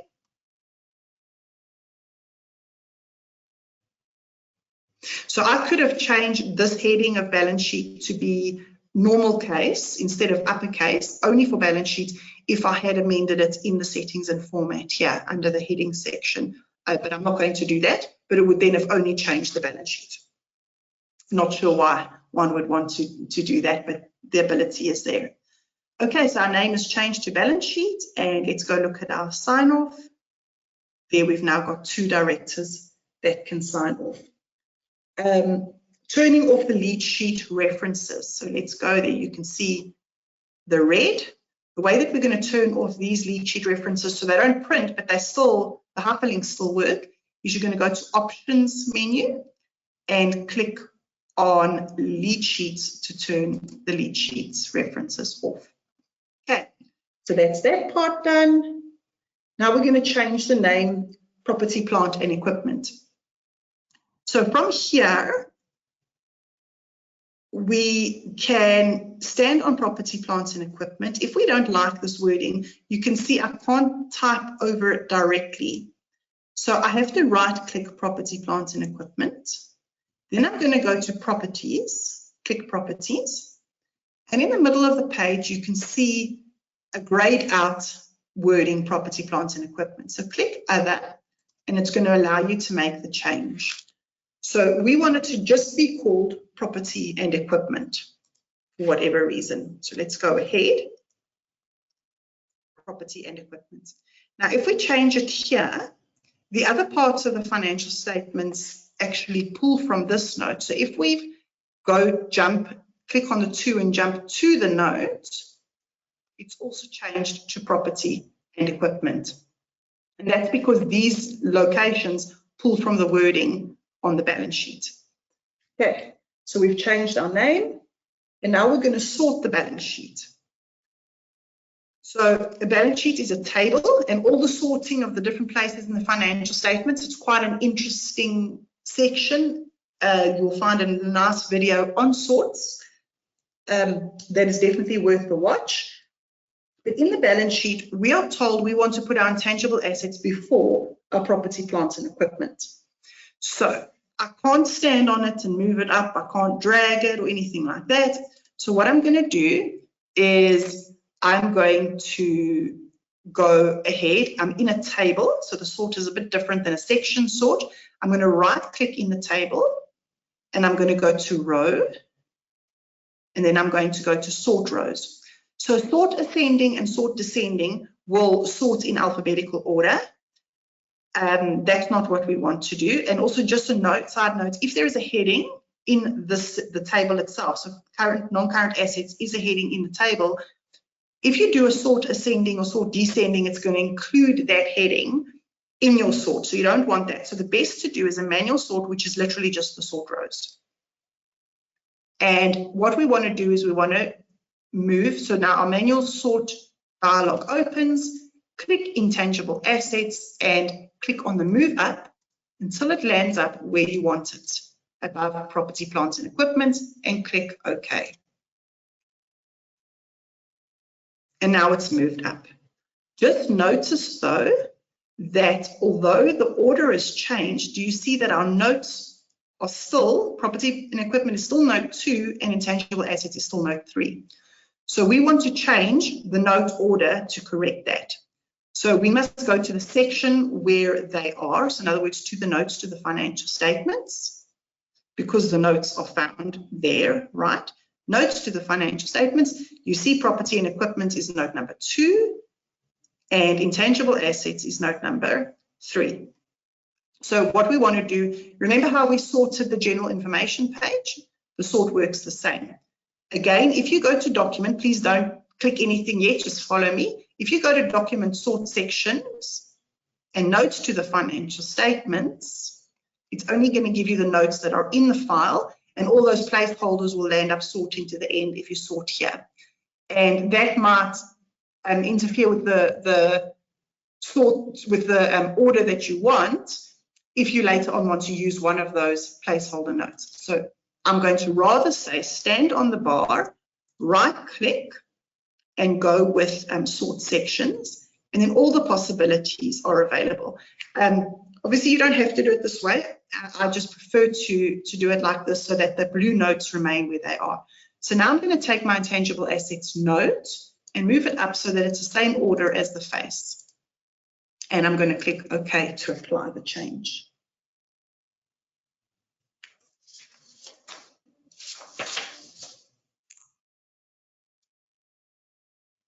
And there we go. So our intangible assets on note 2 and property and equipment note 3. I'm going to jump back to the balance sheet and you can see that order has been corrected. Now we're told to just turn on the balance sheet notes which have values but no note references. So what we can see as we scroll through, do you see there's a note reference for our note of balances, and all the notes of balances will have turned black. But there are some that the note's not turned on, and these are going to be your notes which are automatically always in the file. I've already mentioned trade receivables and payables. Cash and cash equivalents is another one that's always in here, and that's because these notes, the cash and cash equivalents is necessary for balancing purposes. If there's no cash balance, you will be able to purge it, but you can never purge your trade receivables and payables because they are used for rounding. But to turn the note on, stand on the line item and just right click, and then you're going to say jump to note. Jump to the note. Then this note is here. It's not just a placeholder, it's just the note is off. So now you're going to right click and turn the note on. And that's trade receivables. The other one was cash and cash equivalents. So we're going to just, so that when we do our work, all of our notes are on. And what you'll also notice, if I jump back to the balance sheet, is that now they've actually been given note numbers. It's no longer that N hash. So there we go. So trade receivables has been given a note number and cash equivalents. And then the last one, that everything else, I'm not worried about accumulated loss. We've got trade payables that doesn't have a balance. We're going to right click, jump to note on trade and other payables. And then in the notes, we're going to right click and turn it on. It turned on quickly because, like I said, the content is already in the file.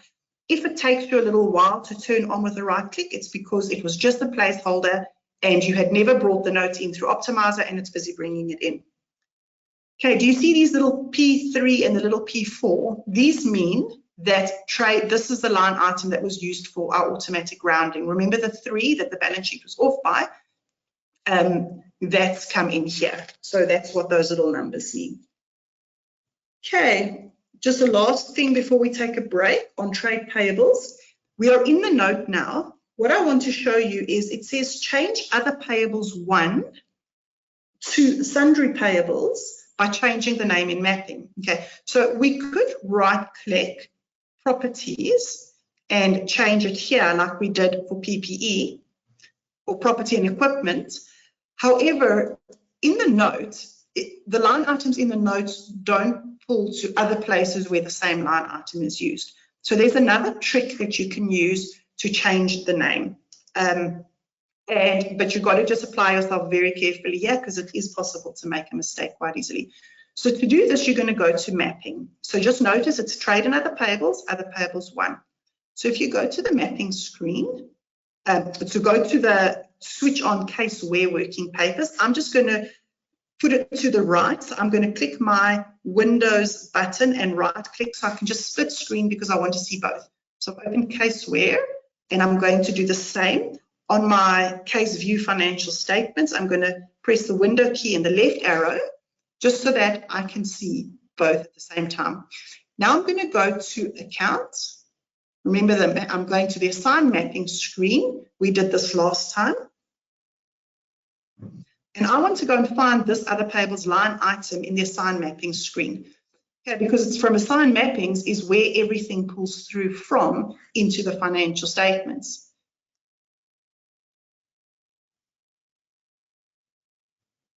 So just give it a chance to open. And remember, in assigned mappings, be careful not to press enter or else. So I just did my window right click again. If you press enter in here, it closes it. So just be careful not to do that. So I'm going to open my balance sheet, equity and liabilities. I want to go to trade payables, so that's in current liabilities.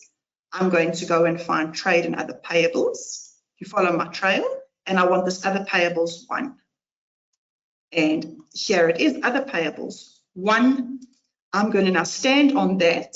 I'm going to right click on other payables 1 and click properties because I want to see the properties of that line.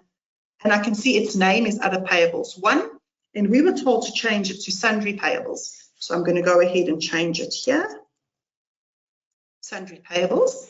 Then you can just copy that, so highlight it and Control C. And then you see there's a little plus behind the name. So go click on that plus. And then here where it says other payables 1, you're just going to copy over that and paste down your sundry payables. The little line, which is a pipe next to it, be careful not to delete that. And just go to all those places where we'll just go over the English because this is the English words that we're looking for. Sundry payables, you're going to do it as far as they are the English words, and you're going to click OK. And you're going to click OK. And then you're going to apply the change. You see it's changed here. Click OK to close your mapping dialog. And then you can open your financial statements to full screen again by clicking in it and just expanding. And the sundry payables will have changed. And everywhere else where it's referenced in the financial statements will have also changed to sundry payables. Okay, that finishes off the balance sheet.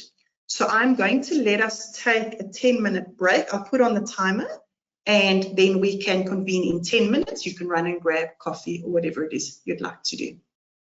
Welcome back, everyone. I hope you've had a good stretch of your legs and everyone's grabbed some coffee.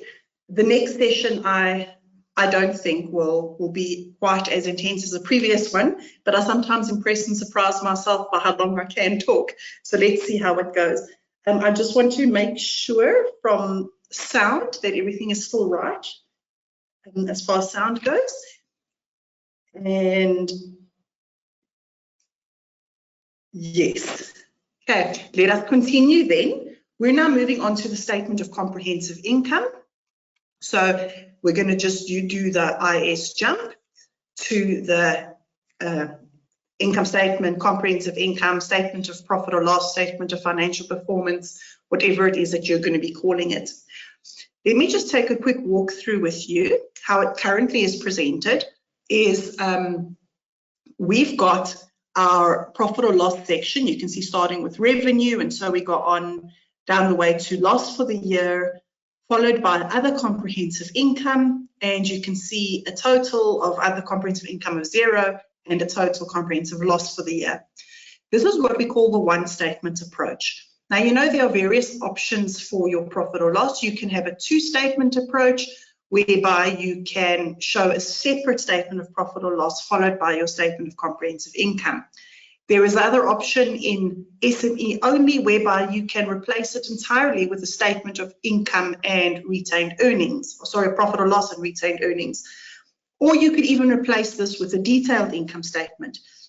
So I'm going to show you how we're going to go ahead and do that. So we're going to stand on the settings and format for the comprehensive income, click the little icon, and we are presented, depending on the template that you're in, the options will differ. So for this SME template, we can have a single statement approach or the two statements, like I just mentioned, or you can have the statement of income and retained earnings, or there is even a possibility for a specific financial performance for body corporates only to use. These options are different depending on the template you're in, based on what the template caters for or what is allowed in terms of that template. So for example, under IFRS, you're not going to have the statement of income and retained earnings because it's not an IFRS concept. You also have the option to replace it with the detailed income statement.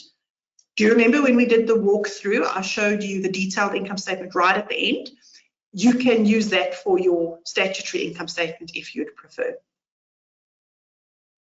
Although I don't think that is going to be used very commonly.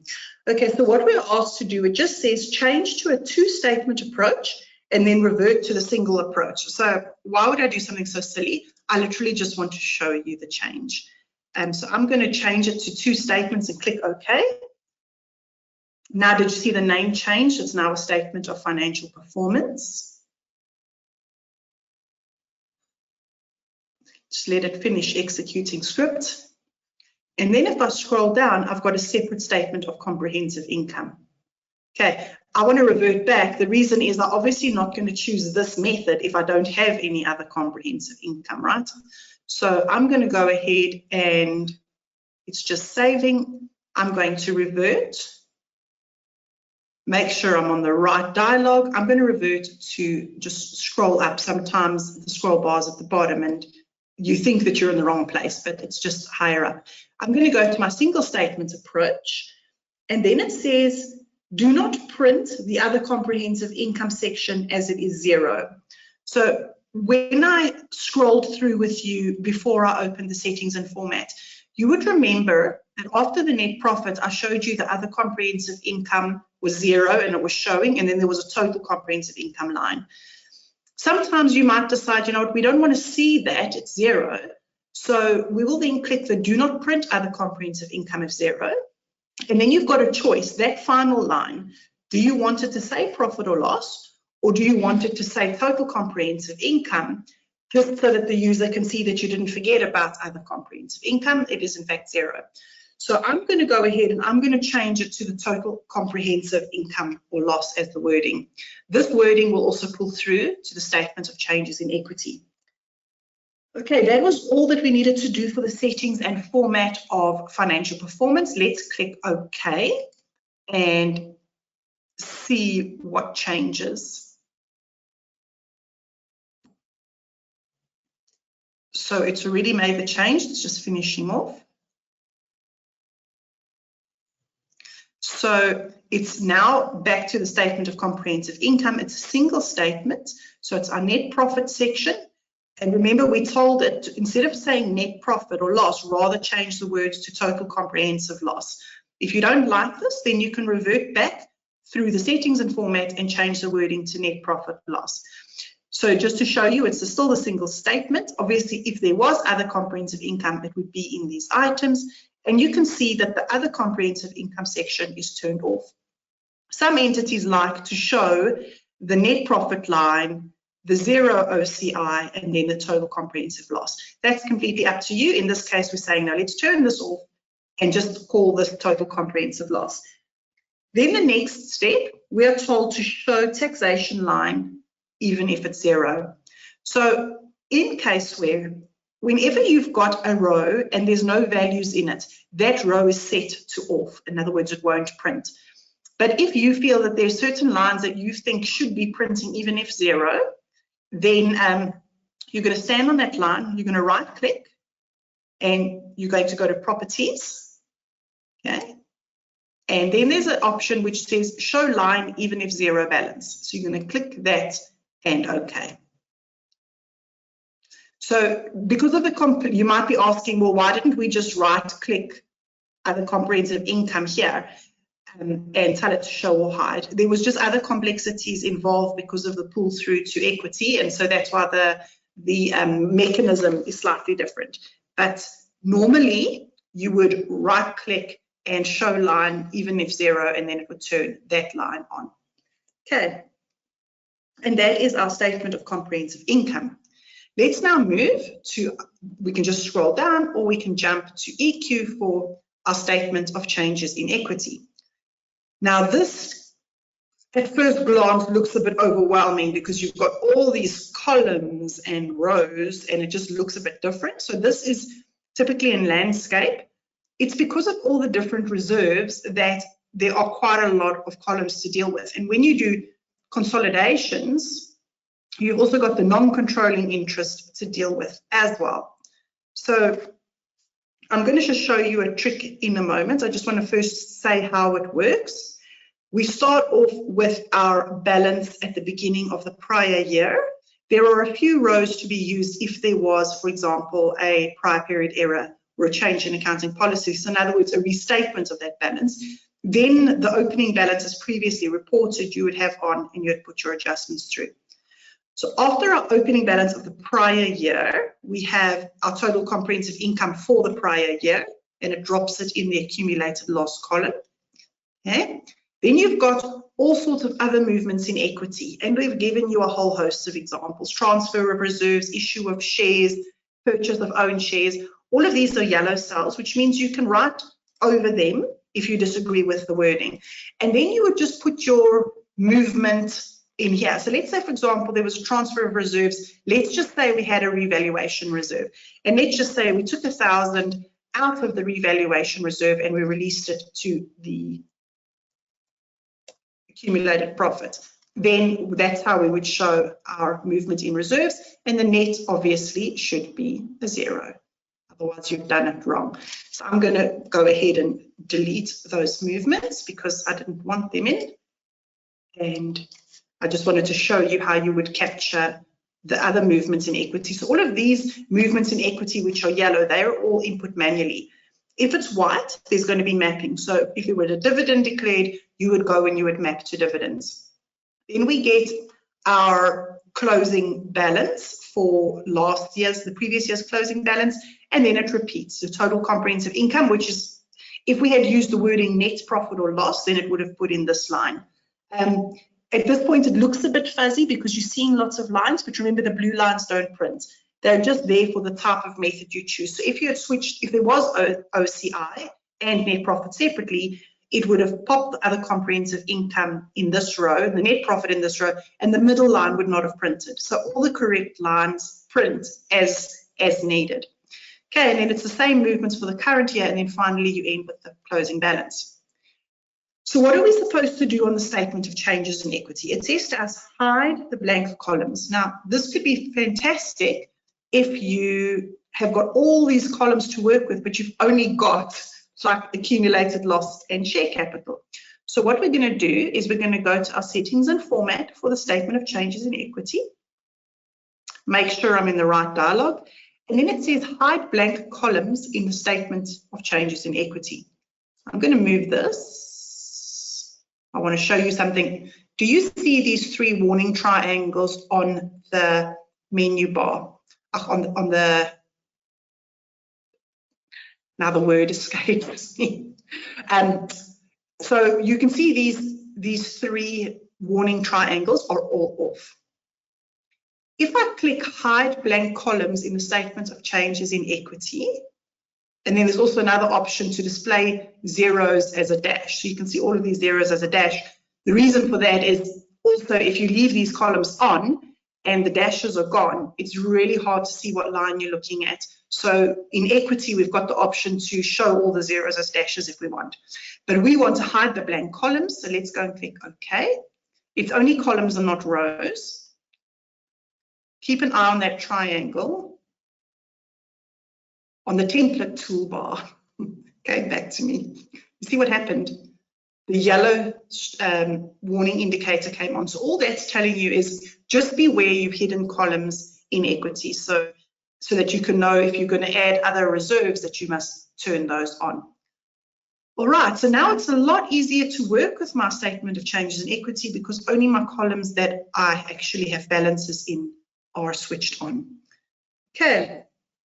Now let's go ahead and start working on our accounting policies. I'm purposefully skipping over, I'm going to jump to cash flow. I'm leaving cash flows for a very important reason. Before you attempt to balance your cash flow statement, you need to make sure that you have completed all your other notes. The formatting is not important, but it's important that you've completed the tables in the other notes because they pull through to the cash flow worksheet. The cash flow worksheet pulls through to the cash flow statement. So I'm going to come back and deal with this in when we're done completing our tables. Okay, so let's go on and we're going to go to our accounting policies. We said we're going to start there and then we're going to look at our notes. You don't have to do your accounting policies to complete the cash flow, but you do have to have completed your notes. But let's start here. So it says to us, select the appropriate drop down in the basis of preparation. So here's our basis of preparation, and you can see there's a drop down. So again, just to show you about drop downs, the annual financial statements have been prepared on historical basis except biological assets at fair value. So we go, oh, that's not appropriate. We don't have biological assets. So I'm going to click it and find the appropriate, oh, it's just historical cost basis, and that's just an easy way to change. Then, of course, we're encountered with radio buttons again, and you're going to just go ahead and click the one that's appropriate, and the text beneath it changes. Our accounting policies are consistent, so we'll stay here. Now we're going to go to, so you're going to work through your accounting policies, turning on what you need, changing your wording and making it entity specific. So here's we're not told to do it, but I'm just going to say, let's open critical judgments. And let's just say management did not make critical judgments, so we'll leave that. And let's assume that there were also no estimation uncertainties, significant estimation uncertainties in my business, just for ease of reference. Again, whenever you come across this grey block with blue text, it's guidance. So please read it. Don't think, oh, grey and blue, ignore. Like, actually read it. It's instructions for what to do. Okay. So now we've set up our critical judgments and estimation uncertainty. We're saying that there weren't any. And we're moving along now to our property, plant and equipment accounting policy. So you're actually going to read this thing, and you're going to make sure that it is true of your entity. You're going to turn off what's not correct. You're going to change the words that are not correct. Okay, so you're going to read through it, and you're going to change. You're going to say, I'm happy. You're going to turn on, let's say, inspection costs applies correctly, and I want to turn that on. Incidentally, do you notice that property and equipment is pulled through everywhere here as well? So it was just because if you notice that it does, your word change when you do the right-click properties does pull through everywhere, then it was fine where you applied that option. So that was on the face of the balance sheet, we changed property and equipment. But if it were in a note that you changed it, and then you notice that it doesn't pull through the change, then rather make the change in mapping. You'll remember how we changed the trade payables to sundry payables. Okay. Right, so we're going to go through, we're going to say, yes, the cost model is correct, and we're going to go now to our useful lives table, and we are told to put in buildings at 50 years, so you can go like this, you could perhaps write 50 years, or you could change your heading to say average useful life years, whichever works for you, and then you might just want to put the number of years in, whatever works for you. And then we've got plant and machinery set 15 years, and furniture and fixtures 12. So you're just going to go through and you're literally going to type in. And you notice that as we type in the amount, the corresponding line switches black and it's going to actually turn on. We've got office equipment for 10 years and IT equipment, we've set 5, and vehicles for 7. So there's our motor vehicles up there. And we've put there, we've now captured our useful lives. You can choose your depreciation method. Now, it might be that all of the depreciation, in fact, it really likely is that they're all the same method. And you don't want to show the method per each. Then you can just go ahead and click. If you see this little checkbox, it means you can click on it and it will hide. The other alternative, depending on the table that you're in, if you didn't have the check mark, would be to right click, and you see you don't have the option here. Then there was an option for column, and then it would have said hide column. That's in a different table. Of course, what you would do is, because you've hidden straight line, don't forget then to just type here that depreciation is on, here it says using a method that best reflects the pattern. I think you would take that text and you would change it and you'd say on the straight line basis, because now obviously you've hidden your basis. Okay, so that's that part. Now we've turned off the depreciation column. Now it's telling us to go along to the intangible assets section. And in the intangible assets, It wants us to bring in trademarks for 30 years. So again, I would possibly just change this life in years, and I'm going to make that 30. And I could even change this to just be trademarks. But it's yellow, so I can, because I know my asset is a trademark, so I can just write straight over it. And my software is 2 years. Am I in the right block? And I would just fix that because I don't want it to say other. And then remember, if you want to revert, you stand on the cell with the red block and you just right click and you click over it, and it will return to what it was.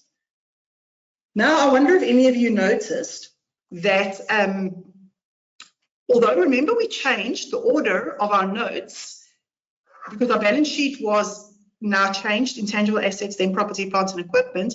And then do you recall we also changed our note? But look, our accounting policy is not aligned. So now we just want to quickly fix that. So what are we going to do? Same process. So we're going to go, again, either document, sort section, accounting policies, but now only the policies that are on show in the sort. If we make changes to these, all of the placeholder accounting policies are going to follow afterwards. They're going to be out of order, and it's just going to make it complicated. So I would rather, again, go to the beginning of your accounting policies, stand on the accounting policies bar, sort sections, and now go and take your intangible assets and move it up to above property and equipment.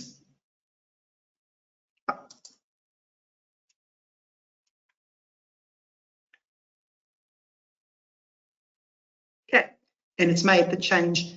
Somehow I've managed to change those orders, but I would just put them back where I want them. So the idea here is more to show you how to do the sort. Okay, and then in accounting policies, you're going to work through all of your accounting policies, seeing what you're happy with, and make changes as necessary. Let's make inventories be on the weighted average cost basis. And so we go along. And then we are asked to purge the employee benefits accounting policy. So here we've got the accounting policy for employee benefits. So purge, when we talk of that, we're just saying take it out of the file. Now, if I go ahead and I right click on, it'll turn it off. But I remember the content is still in the file, so that's not purged. But there's no way to get rid of it except for through Optimizer. So to get rid of the employee benefits accounting policy, I'm going to go to Optimizer, double click to open. And I'm going to go and, this is now you're thinking to yourself, but where is it? In the policies in file. So Optimizer is quite smart. If you go to the policies not in file box, you will see there's the employee benefits, but it's got the red cross. So it means, so when it's got the red cross, it means it actually is in the file. So it's actually is here. But they're suggesting that we take it out. So when it's got the red cross, it just means we suggest you take it out. If I disagree, I'll click on it and I'll put it back. But otherwise, if I do want to remove it, I'm going to just click and tell them, yes, I want it out. Why did Optimizer go ahead and suggest that we should remove it? Because it noticed that we closed it. So obviously, then the software worked out the fact that you've closed the accounting policy probably means that you don't want it. And it's not critical because it's not linked to a balance, and so it can be excluded from the file. So we're going to go ahead and say next, and we can see that this is going to come out of the file, and we're going to say okay, and then the content in the background will be gone and only the placeholder will be left. And of course, especially when you're toward the end of your file and you're just doing a bit of a cleanup, it's a good idea to go through the purge process and just get rid of whatever notes and accounting policies you don't use. And don't worry, again, the system will not allow you to purge a note that is linked to a balance. Right, now we're going to go on to the notes to the financial statement. So let's just jump there. And what we want to first do is in our intangible assets note, okay, so that's fine. This is the first note we're looking at. Now we're going to go ahead and complete this note. It says to us, remove the word other from computer software. So I'm going to go ahead and I'm going to stand on this, right-click properties. I just want to show you that this is an alternative, and I'm going to get rid of other, and I'm going to say OK. And it's just computer software. But okay, this is our summary of intangible assets table. So this gives us the cost, accumulated depreciation and carrying amount for the current year, and the same for the prior year. It is then followed by a reconciliation table for each year, 2025, reconciliation of movement 2024. It has the same line items, okay? But these line items are pulling from mapping. So this is just where I said to you, if you make your change, you can start off doing the right-click properties change name. But if it's not changing at the other places, then it means that the other places all pulled from mapping. That differed from our property and equipment in that the names pulled from where I made the change. So they were all linked together. So in this case, we're not going to do it, but you might want to then go to mapping and actually go and change computer software other to computer software. Otherwise, just make the change in here. It's easy enough. Then we're going to complete the reconciliation of intangible assets. So this is now the fun part. We're going to go ahead and fill in this table. What you can see is that there is a column called difference. So throughout the financial statements, we've got checks and balances called undefined differences. And where you see a difference or an undefined difference in red, it is going to print. So you have to declare it. It's a check for you to notice that there is a problem and you haven't completed something correctly. So you do have to make sure that you clear all the undefined differences. You also have to make sure that you complete this table correctly, because these tables pull through data to the cash flow statement. Right, so we're going to go ahead, and in the documents that you downloaded, there's a reconciliations sheet. So let's open up that. It's an Excel sheet. And I've already put it in, or I've received it from the client. There's my intangible assets tab. I've already received it rounded to thousands. Remember that you probably would have received it in whole numbers, and then you would have had to type it in the rounded to thousands. Okay, I'm going to split screen. So I'm going to hold my window key, right click. And then I will go to my financial statements and window key, left click. And then you can actually adjust how much of the screen gets each portion. Okay, so for our intangible assets, let's go. We're going to do the 2025 reconciliation. Here's our 2025. You can see our opening balances align. And we've got the movement of 72 and 17 are depreciation movements, and it's the only movement. So it's actually, let's just go and see. So we're going to go ahead then to the depreciation, and we're going to say it's amortization in intangibles, right? And you're going to put in a minus for depreciation, minus 72. And what happened, if I scroll back to the side, is that that difference disappeared. And then the same thing for the software, we're going to put in amortization of 17.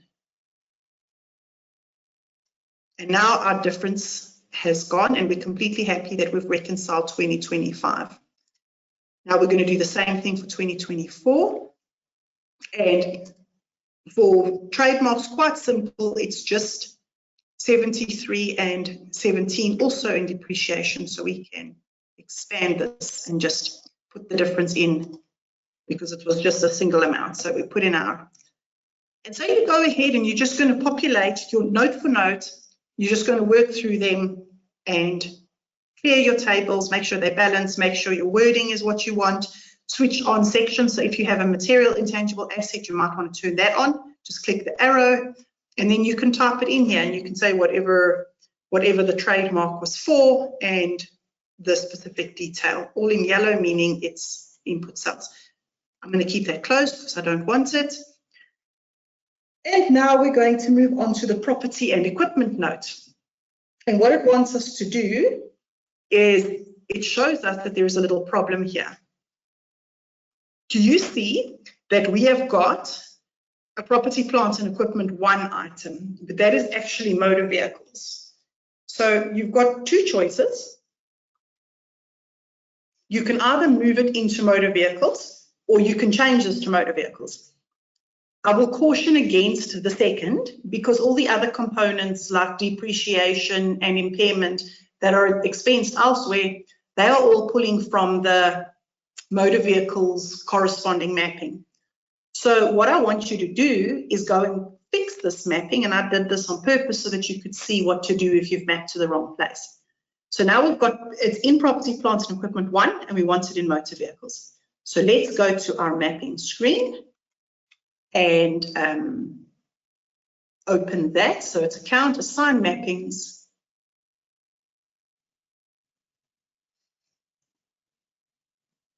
It is easier to see on full screen, but I want you to be able to see side by side here.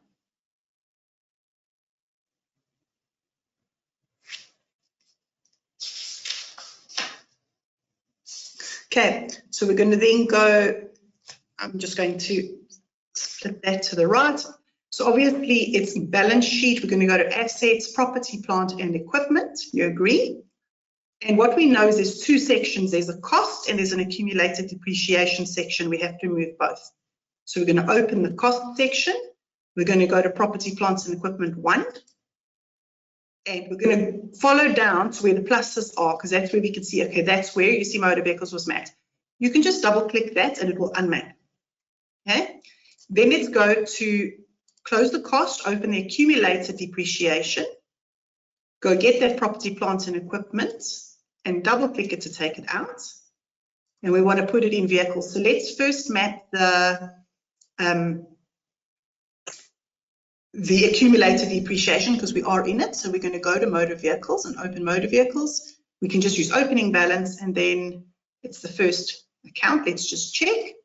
Accumulated depreciation, yes. It's in motor vehicles, yes. And that's in accumulated depreciation. Then we go to the cost. We're going to go to motor vehicles, opening balance, and just double click to map motor vehicles at cost there. Now you have to apply and OK to close. And give it a moment and it should all jump up to motor vehicles. There we go. Happy with that. I must just,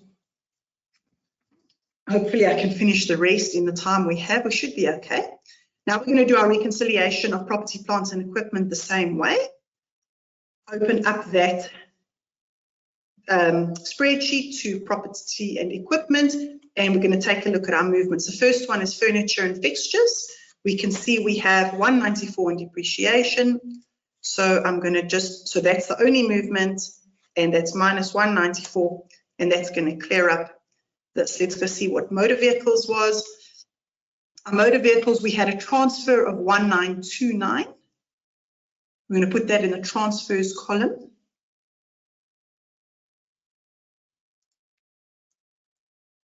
And I think was a 233 the depreciation, I think, yes. Minus 233. Our office equipment, our movement was a 62 addition. And again, we want to be careful to put these in the correct lines because it affects our financial statements. It affects our cash flow. Then we're going to take out the 39 was depreciation, I'm pretty sure, and office equipment, yes. And IT equipment, additions of 6 and depreciation of 56.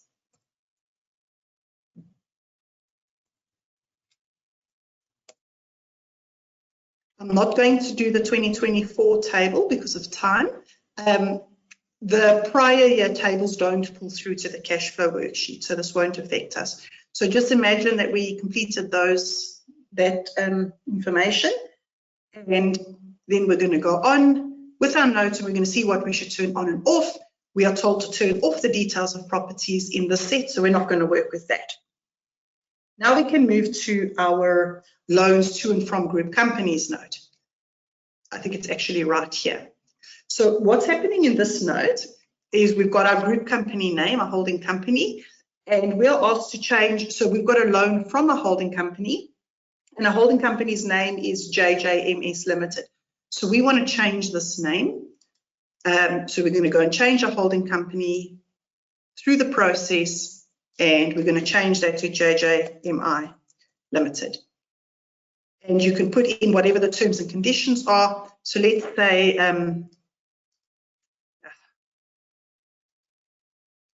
whatever it was. Now I'm struggling to grab the location.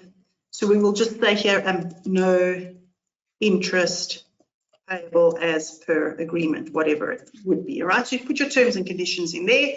Alternatively, you can leave the terms and conditions blank and just type them in at the bottom. So what we want to do here is I want to show you that this loan has got a short-term portion that still needs to be allocated. So if we go to the balance sheet, we'll see that loan. I'm scrolling down to the liabilities. It's non-current, but we need a current section. So there's already a small current section from another account, but we want to move some of this across. So we're going to do that by means of a journal entry, and we're going to do a reclassification journal entry together. So a quick way is to go to the go-to menu and to click on journal entries. And you're going to say new to create a new entry. And then you're going to show we want to reclassify both years. So we're going to go to last year on the date, and we're going to go to 29 February 2024 in this case. February, I nearly made it December. And we're just going to say reclassify short-term portion. Right. Then we're going to go to our account number. You can either go and scroll to search for your account number, or if you know the account number, you can type it in, and we're told that it's 5800/000, and it'll find the account.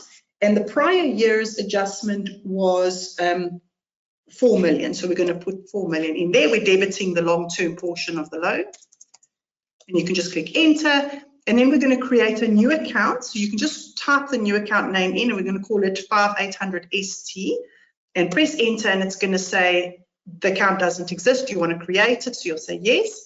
And then you can just call it short-term portion of holding company loan, whatever you want to call it.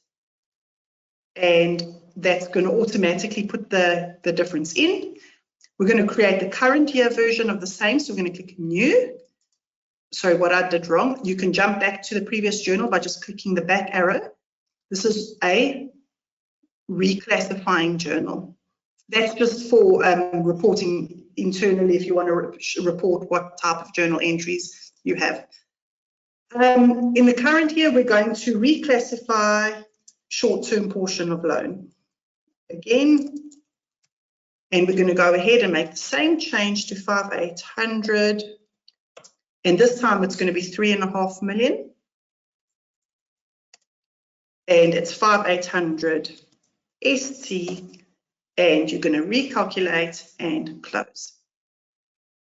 And the amount should change here, but now notice what has happened is we've activated another warning indicator. So just keep your eye always on this toolbar for warnings. So what's happened here, open your robot or your balance check. We are no longer in balance, and it tells us it's actually unmapped accounts. Now, obviously, that's because we created that account right.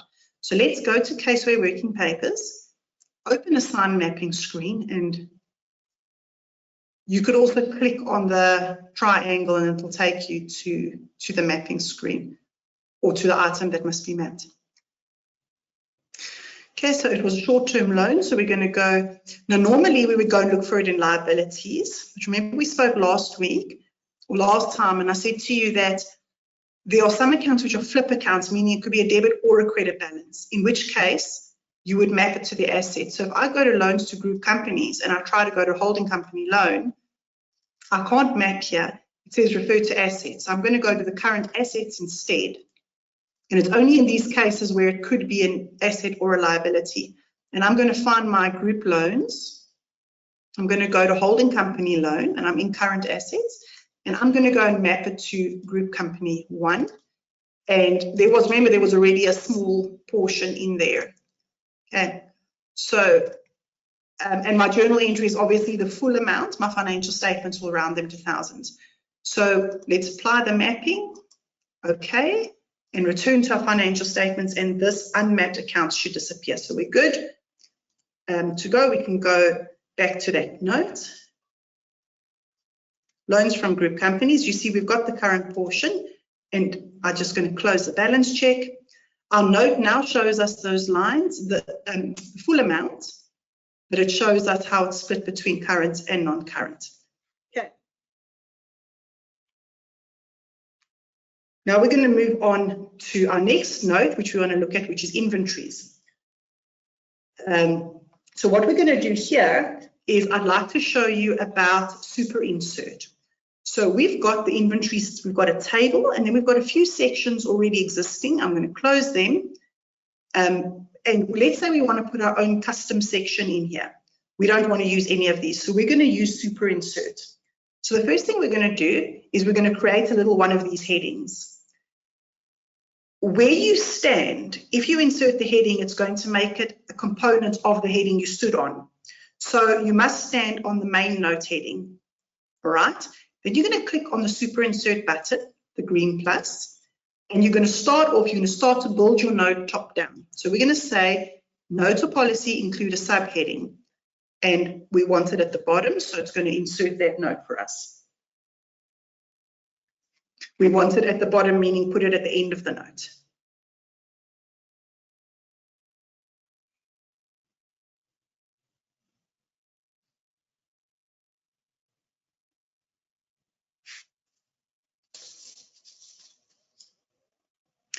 Right, so there you can see in inventories, little subheading, and this little icon just tells you that it's a note that you have added through super insert. You can just go ahead, we want to call this inventory split.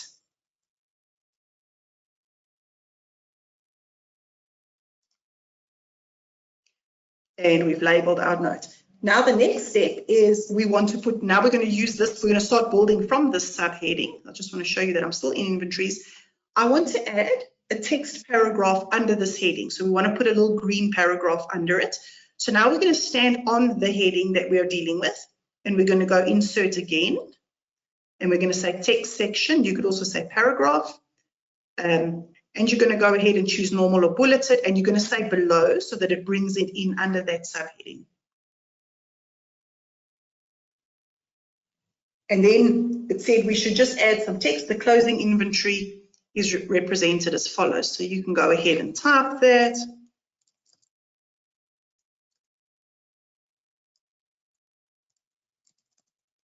Whatever it is you want to say. And now it's in blue, right? So you're going to stand on it, right click, turn it on so that it will print. The next step, and it's all on that sheet that, that tells us the flow of the work for today.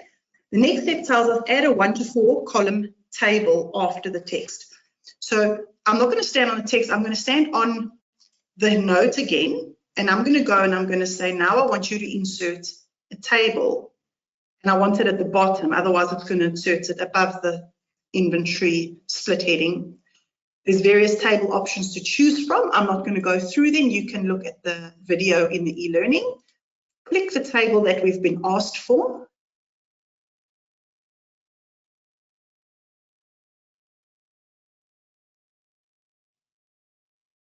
And it's going to give you a little preview at the bottom of what it'll look like. Click OK, and it will insert the table.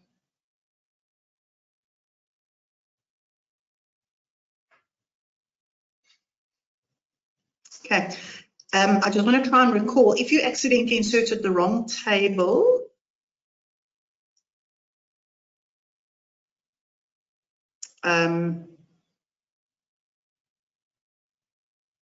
that's what you're going to do. So if you've inserted the wrong table and you want to get rid of it, you're going to click on the table, you're going to go to section, and you're going to say delete, and then delete the table. Similarly, if you wanted to get rid of this text that you inserted by mistake, you would do the same. You would just stand in it, right click section, delete, and then you'll delete the section. Okay, good. Now let's see what we're going to do with this table. Our table is in.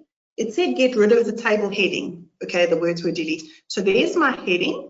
I am going to actually literally delete that because I don't want a heading, and if I leave it there, it's going to print the word heading.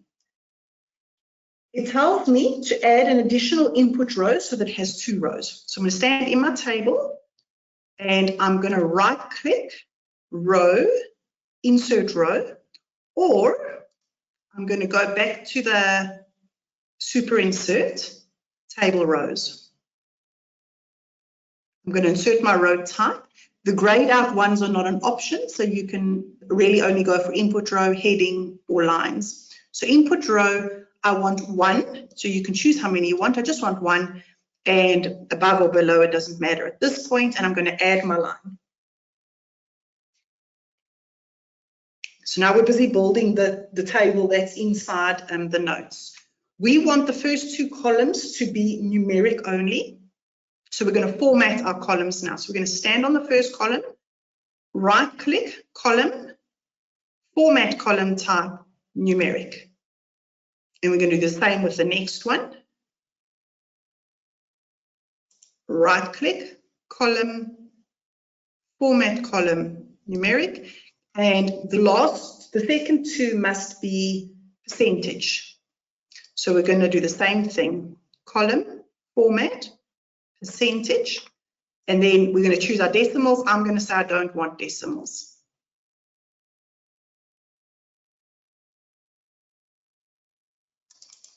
Same with the next one. And our table is almost ready to use. So this is if you have to insert a custom table and you want extra than what's in the file already. These little ticks marks on top, if I turn that off, then my total will not print, which is what they've also told us to do. They've said turn off the table total column. Now we're going to just quickly insert our information, just show you how quickly it is. Our headings 2025, 2024, then it was 2025% and 2024%. Nothing yet because we haven't populated the table itself.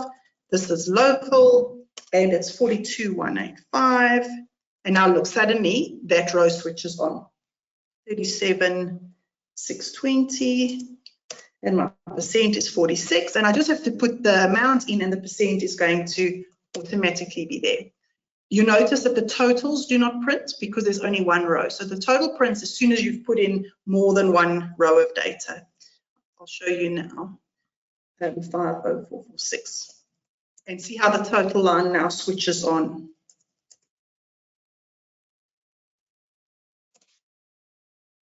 And there you go. You've inserted your own custom section in the inventory note. Right. Now we're going to move on to our related parties note. You can scroll through and try and see if you can find it, or just remember your bookmark, so you can press F5 and go and find related parties. And we're going to jump to that note, and it tells us switch on related party balances with entities with control, joint control, or significant influence. So that's this first section here.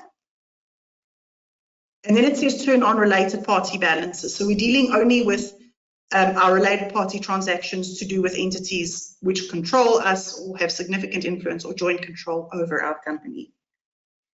We are now told that there's a table, loan accounts owing to or by related parties. So let's go find that table. Here it is right on top. So we're at the right place. It says add 2 rows which are linked to account. So these are manual input. So you can type in your related party amounts here. But what they tell us to do is they say go add lines and just link it to accounts because those related party loans are in accounts. So let's go and table rows. So we did insert table row. We want a link to account. So there it is. So we're going to click on the link to account. We're going to select 2 rows and we're going to keep them above because we want it to be above this ABC. And what's nice about this way is that if there's changes in your trial balance, you don't have to come back and make the changes. And now it just wants us to link it to those holding company loan accounts, which was 5,800, do you remember? And it pulls the holding company loan, and then it wanted the short term. This is just for my example, the short term portion separately. You could have also linked to mapping if you had chosen link to map instead of link to account number.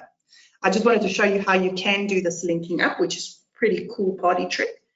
And then it says delete the row for ABC Limited. So let's now use these cool keys here. Remember I told you on the toolbar that the delete and insert will be allowed in certain tables. So let's go and delete it. This table does allow for it. You don't have to delete it. It's blue, it won't print. It's just if you feel like you don't want it there. Maybe you're a perfectionist or something. Okay, no, don't do that. Don't waste time if you don't need to. Okay, now it also tells us, please turn on the table total for this row, because now we've got more than one item, but we can't see how much it totals to. So if that's the case, you stand in your table, right-click, properties. So when in doubt, right-click properties, and you'll find what you're looking for. Display options for table totals on top. It says show. Go ahead and click show. Click OK. And your table total turns on. The reason why these are default to off is because it would very often be a single one, and it could just be, there's so many tables that it could look perhaps a little bit untidy if everything is on, especially if you're only having the one line. All right, now that takes us to the statement of cash flows. We've got 25 minutes left. Let's go, and I'm not doing this in great detail. Please, it's necessary to watch the cash flow video. It's actually necessary to watch all the videos, but I just don't have time to go through the statement of cash flows in great detail in 5-10 minutes. Let me just take you through the dynamics very briefly. When you first have a file, the comparative period will always be blank for the first year. So you're just going to have to take your last year's signed financial statements and just type in the amounts. And then your out of balance for the prior year will disappear. In the subsequent year, you're going to roll your file forward, and all of the amounts from the current year will roll forward. And so your comparative for every year thereafter will not need to be recaptured. The reason for this is that we only have one cash flow worksheet in a file, and because it is quite large, it's going to influence speed. And there's no reason, right, to redo your cash flow worksheet in a subsequent year if you had done it correctly in the previous year. So we couldn't pull through values from the cash flow worksheet because it's not in the prior year, because it's not in the current year file. So I'm not going to type these balances in for you. You would just type them in as we go along. The second dynamic is that when you first open your file, the current year figures would also be zeroed. The reason they're not zero now is that when I changed to thousands, it's automatically linked and pulled through from the cash flow worksheet, but we hadn't completed using it, so it still shows that it's out of balance. So normally what you will do, let's just close that balance check for now, is your first steps would be that this would normally be blank. Apart from this undefined difference, it would be blank. You would literally go ahead and just click refresh, and it'll bring whatever work you've done so far into the cash flow. So what it's actually doing is it's just linking it up to the worksheet. Now let's just turn the balance check on and see if anything changed. So we are still out of balance. Let's go open the worksheet and go and see what we can do to correct that.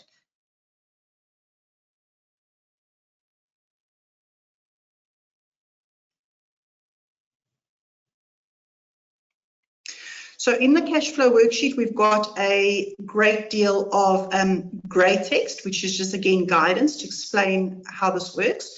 And then we've got our 4 sections. We've got the main worksheet, which I cannot do in great detail today. It literally takes all of your assets and liabilities and equity. So in other words, takes your balance sheet. It puts all the opening balances in. And then you've got a lot of columns where you're going to take out all the non-cash movements. It then subtracts the closing balance and gives you a cash movement for each line item. The ones where you can already see numbers have been automated. So like these amounts, this would be your depreciation and amortization, for example. These pull from mapping, but your transfer and reclassification, that pulled through from the, let's go to there, from the PP&E reconciliation table. I clicked on the wrong one. I'm so used to property, plant and equipment being first. It pulled through the 68 edition. So that's what I was talking about. You must finish your tables because they pull through. So, and then other movements, some movements the software couldn't detect, and so it wouldn't have pulled them through. The main point is that for every debit, there's a credit, right? So you've got to make sure that all your non-cash movements, there is both sides represented somewhere. So here's our depreciation amounts. That's the one leg. If we go down to the income statement section, there's the other side. So they all pull out. Our foreign exchange this is the amount through the income statement. We will find, if we study this, that there was foreign exchange that went through trade payables and also through cash. So that was, again, the debit and the credit. Okay, so my cash movement is right at the end because that's the one we're reconciling to. So the point is, we want to find out, this is our test of cash flow. This is just a crude test. This should come to 0. It might be out by 1 or 2, which is normally fine for rounding. But if this isn't 0, then there must be a unmatched non-cash movement. So in the interest of time, I want to remind you that there was a transfer of property, plant and equipment, but where that transfer went to, we don't have, you see, we haven't brought in the other side of the transaction. So I know, and I can tell you that it was a transfer to inventories because it's a motor car dealer. And so it was out of PPE, a transfer out, and it was a transfer into inventories in my example. So I'm going to type that non-cash movement into inventories. And I'm just going to scroll down to the bottom of this worksheet section. And I am almost on 0. So I'm happy, especially because I'm rounded to thousands. It's very likely that I will be off by 1 or 2 in this section. Let me tell you what happens next, and then I'll come back. All of the cash movements then filter either to operating, investing, or financing activities that automatically pop through to this table. Like I said, you're going to have to watch the cash flow video. The last column is the one that actually moves, is actually presented on the face. And so you can see if he has purchases of property, plant and equipment, for example. If I go up to the main worksheet, to property, plant and equipment, you will see there was a 68 net outflow. And that full 68 is dropped here into purchases. There's a default that always an assumed category. What you'll just do here is you will say, no, there was actually proceeds from sale of 100 that we know about. And then it would take that 100 off the purchases and say, okay, then the purchases must have been 168. But the total movement would still be 68. So you would go through each line item, just correcting the classification of movement. This is not the truth, though. It was only a 68 purchase.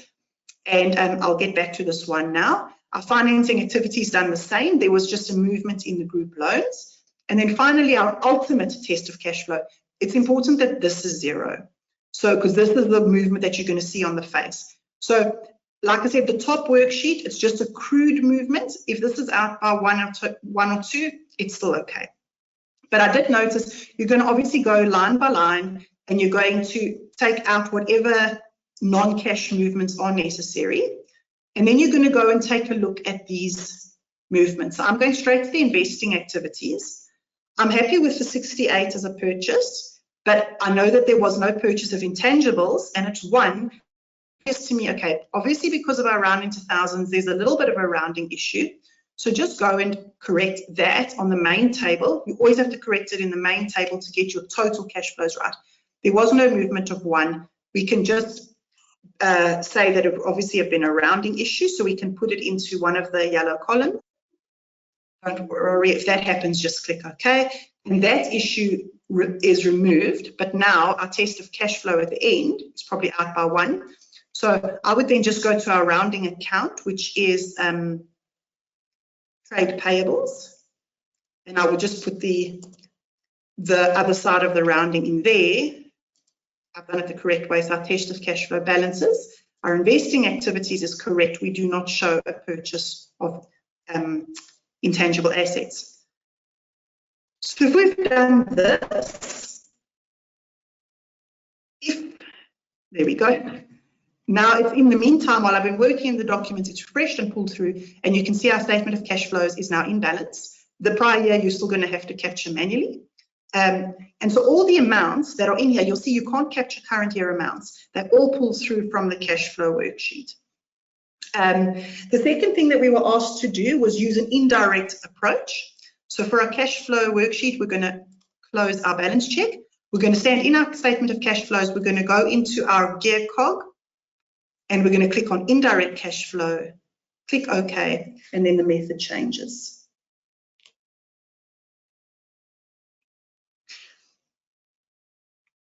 And there you can see a change to the indirect method. Happy. Right, let's look. Finally, we've just got two sections left, our detailed income statement. So let's go to that. You don't have to print it. It's a not statutory section. It's just if you'd like it to be here. I just want to show you again how to close some things. So we're asked to close the cost of sales section. So we'll go to cost of sales, and there's no total next to it, right? But if I collapse it, then suddenly the total lands up next to the cost of sales line. Then going through this again, so we then show our other income with all the income types, and our expenses are currently a one line, which is referred to page, and if we scroll down, we see all the expenses on its own in another page, and we see that they're in brackets. They're shown in brackets. So you can change this layout. We're told to put the expenses directly into the main income statement, detailed income statements, and to take them out of brackets. So what we're going to do, stand on the settings and format dialog, and we're going to say print expenses on a separate page. We're going to say no, we don't want to. And it says show operating expenses without brackets. We'll say yes, we don't want it to have brackets. Let's click OK and watch those changes.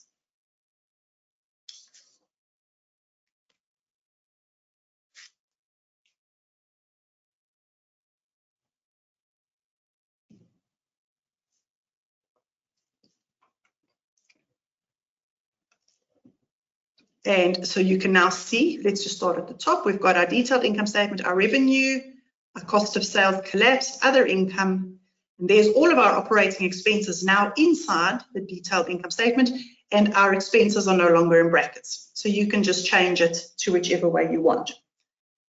And so with that, then we can say, okay, we're basically done with our process of drafting.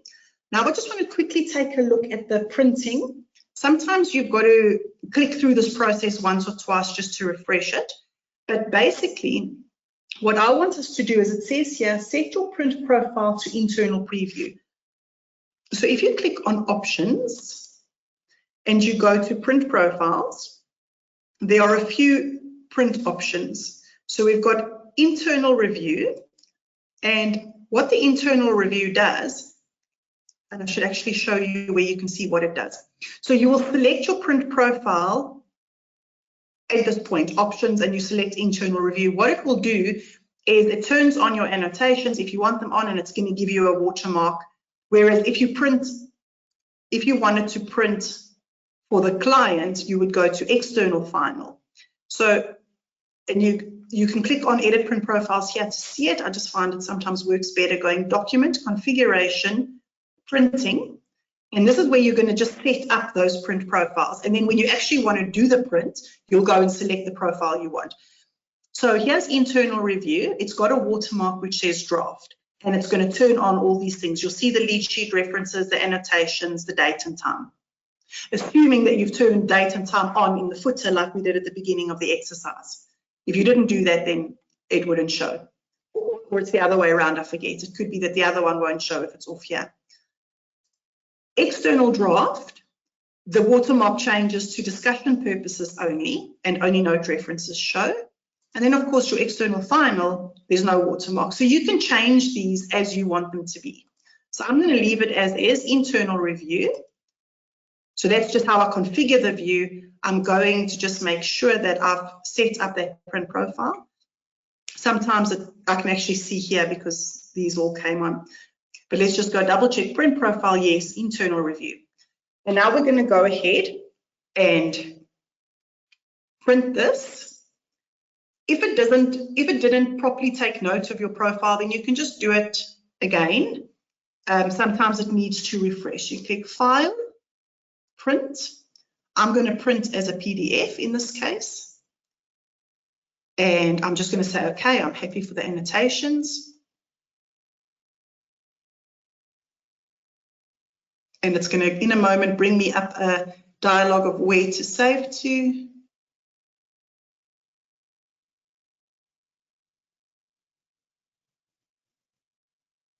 See, it is still executing script, so just give it a moment. Again, it's got to work through the whole set of financial statements.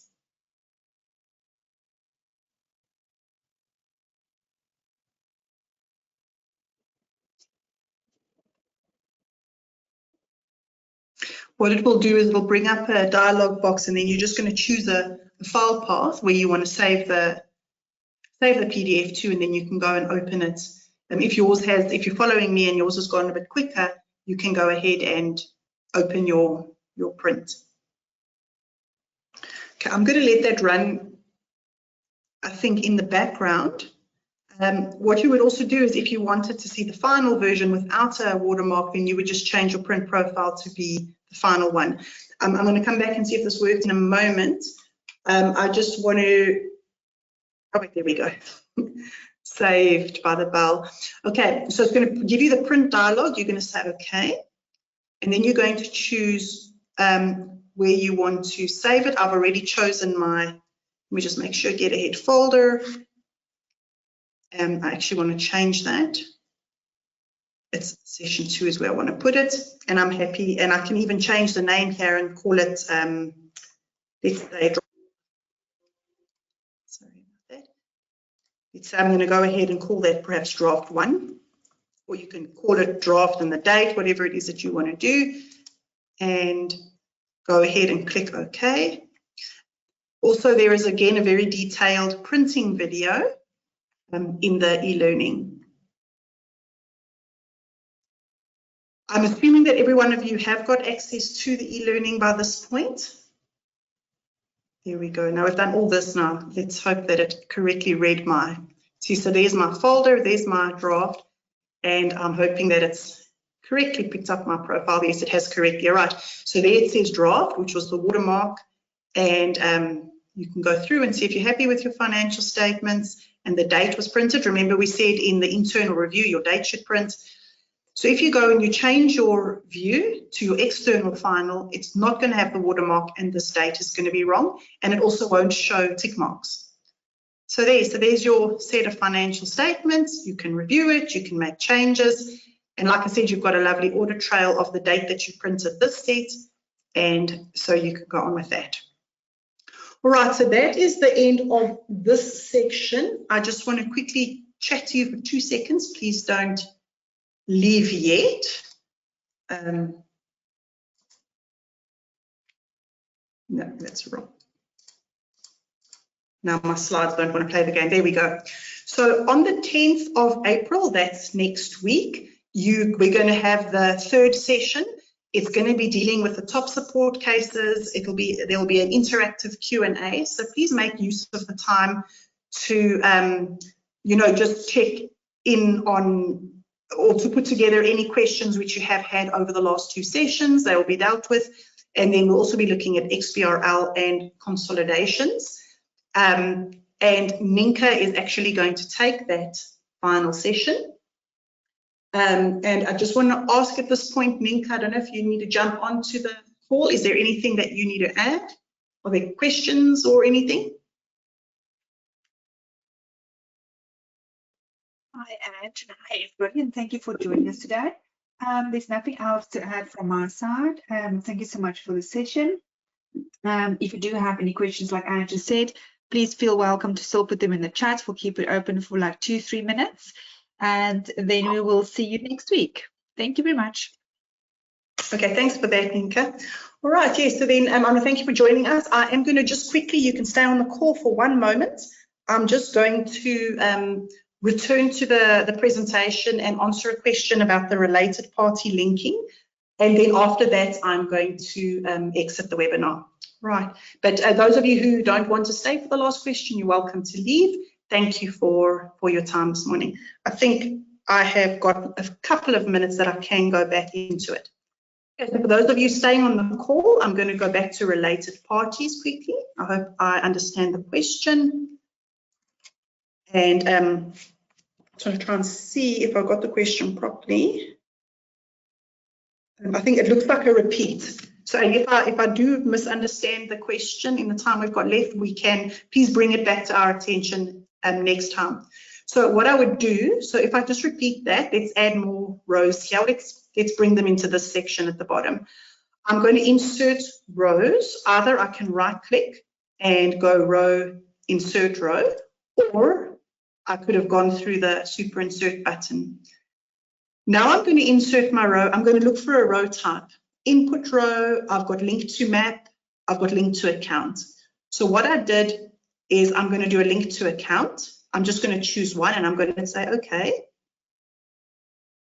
And then what happens is here on the side, I'm actually going to go, it's a bit difficult this way because now you're going to see all the mapping. So it's good if you know the account number. So don't do it like that.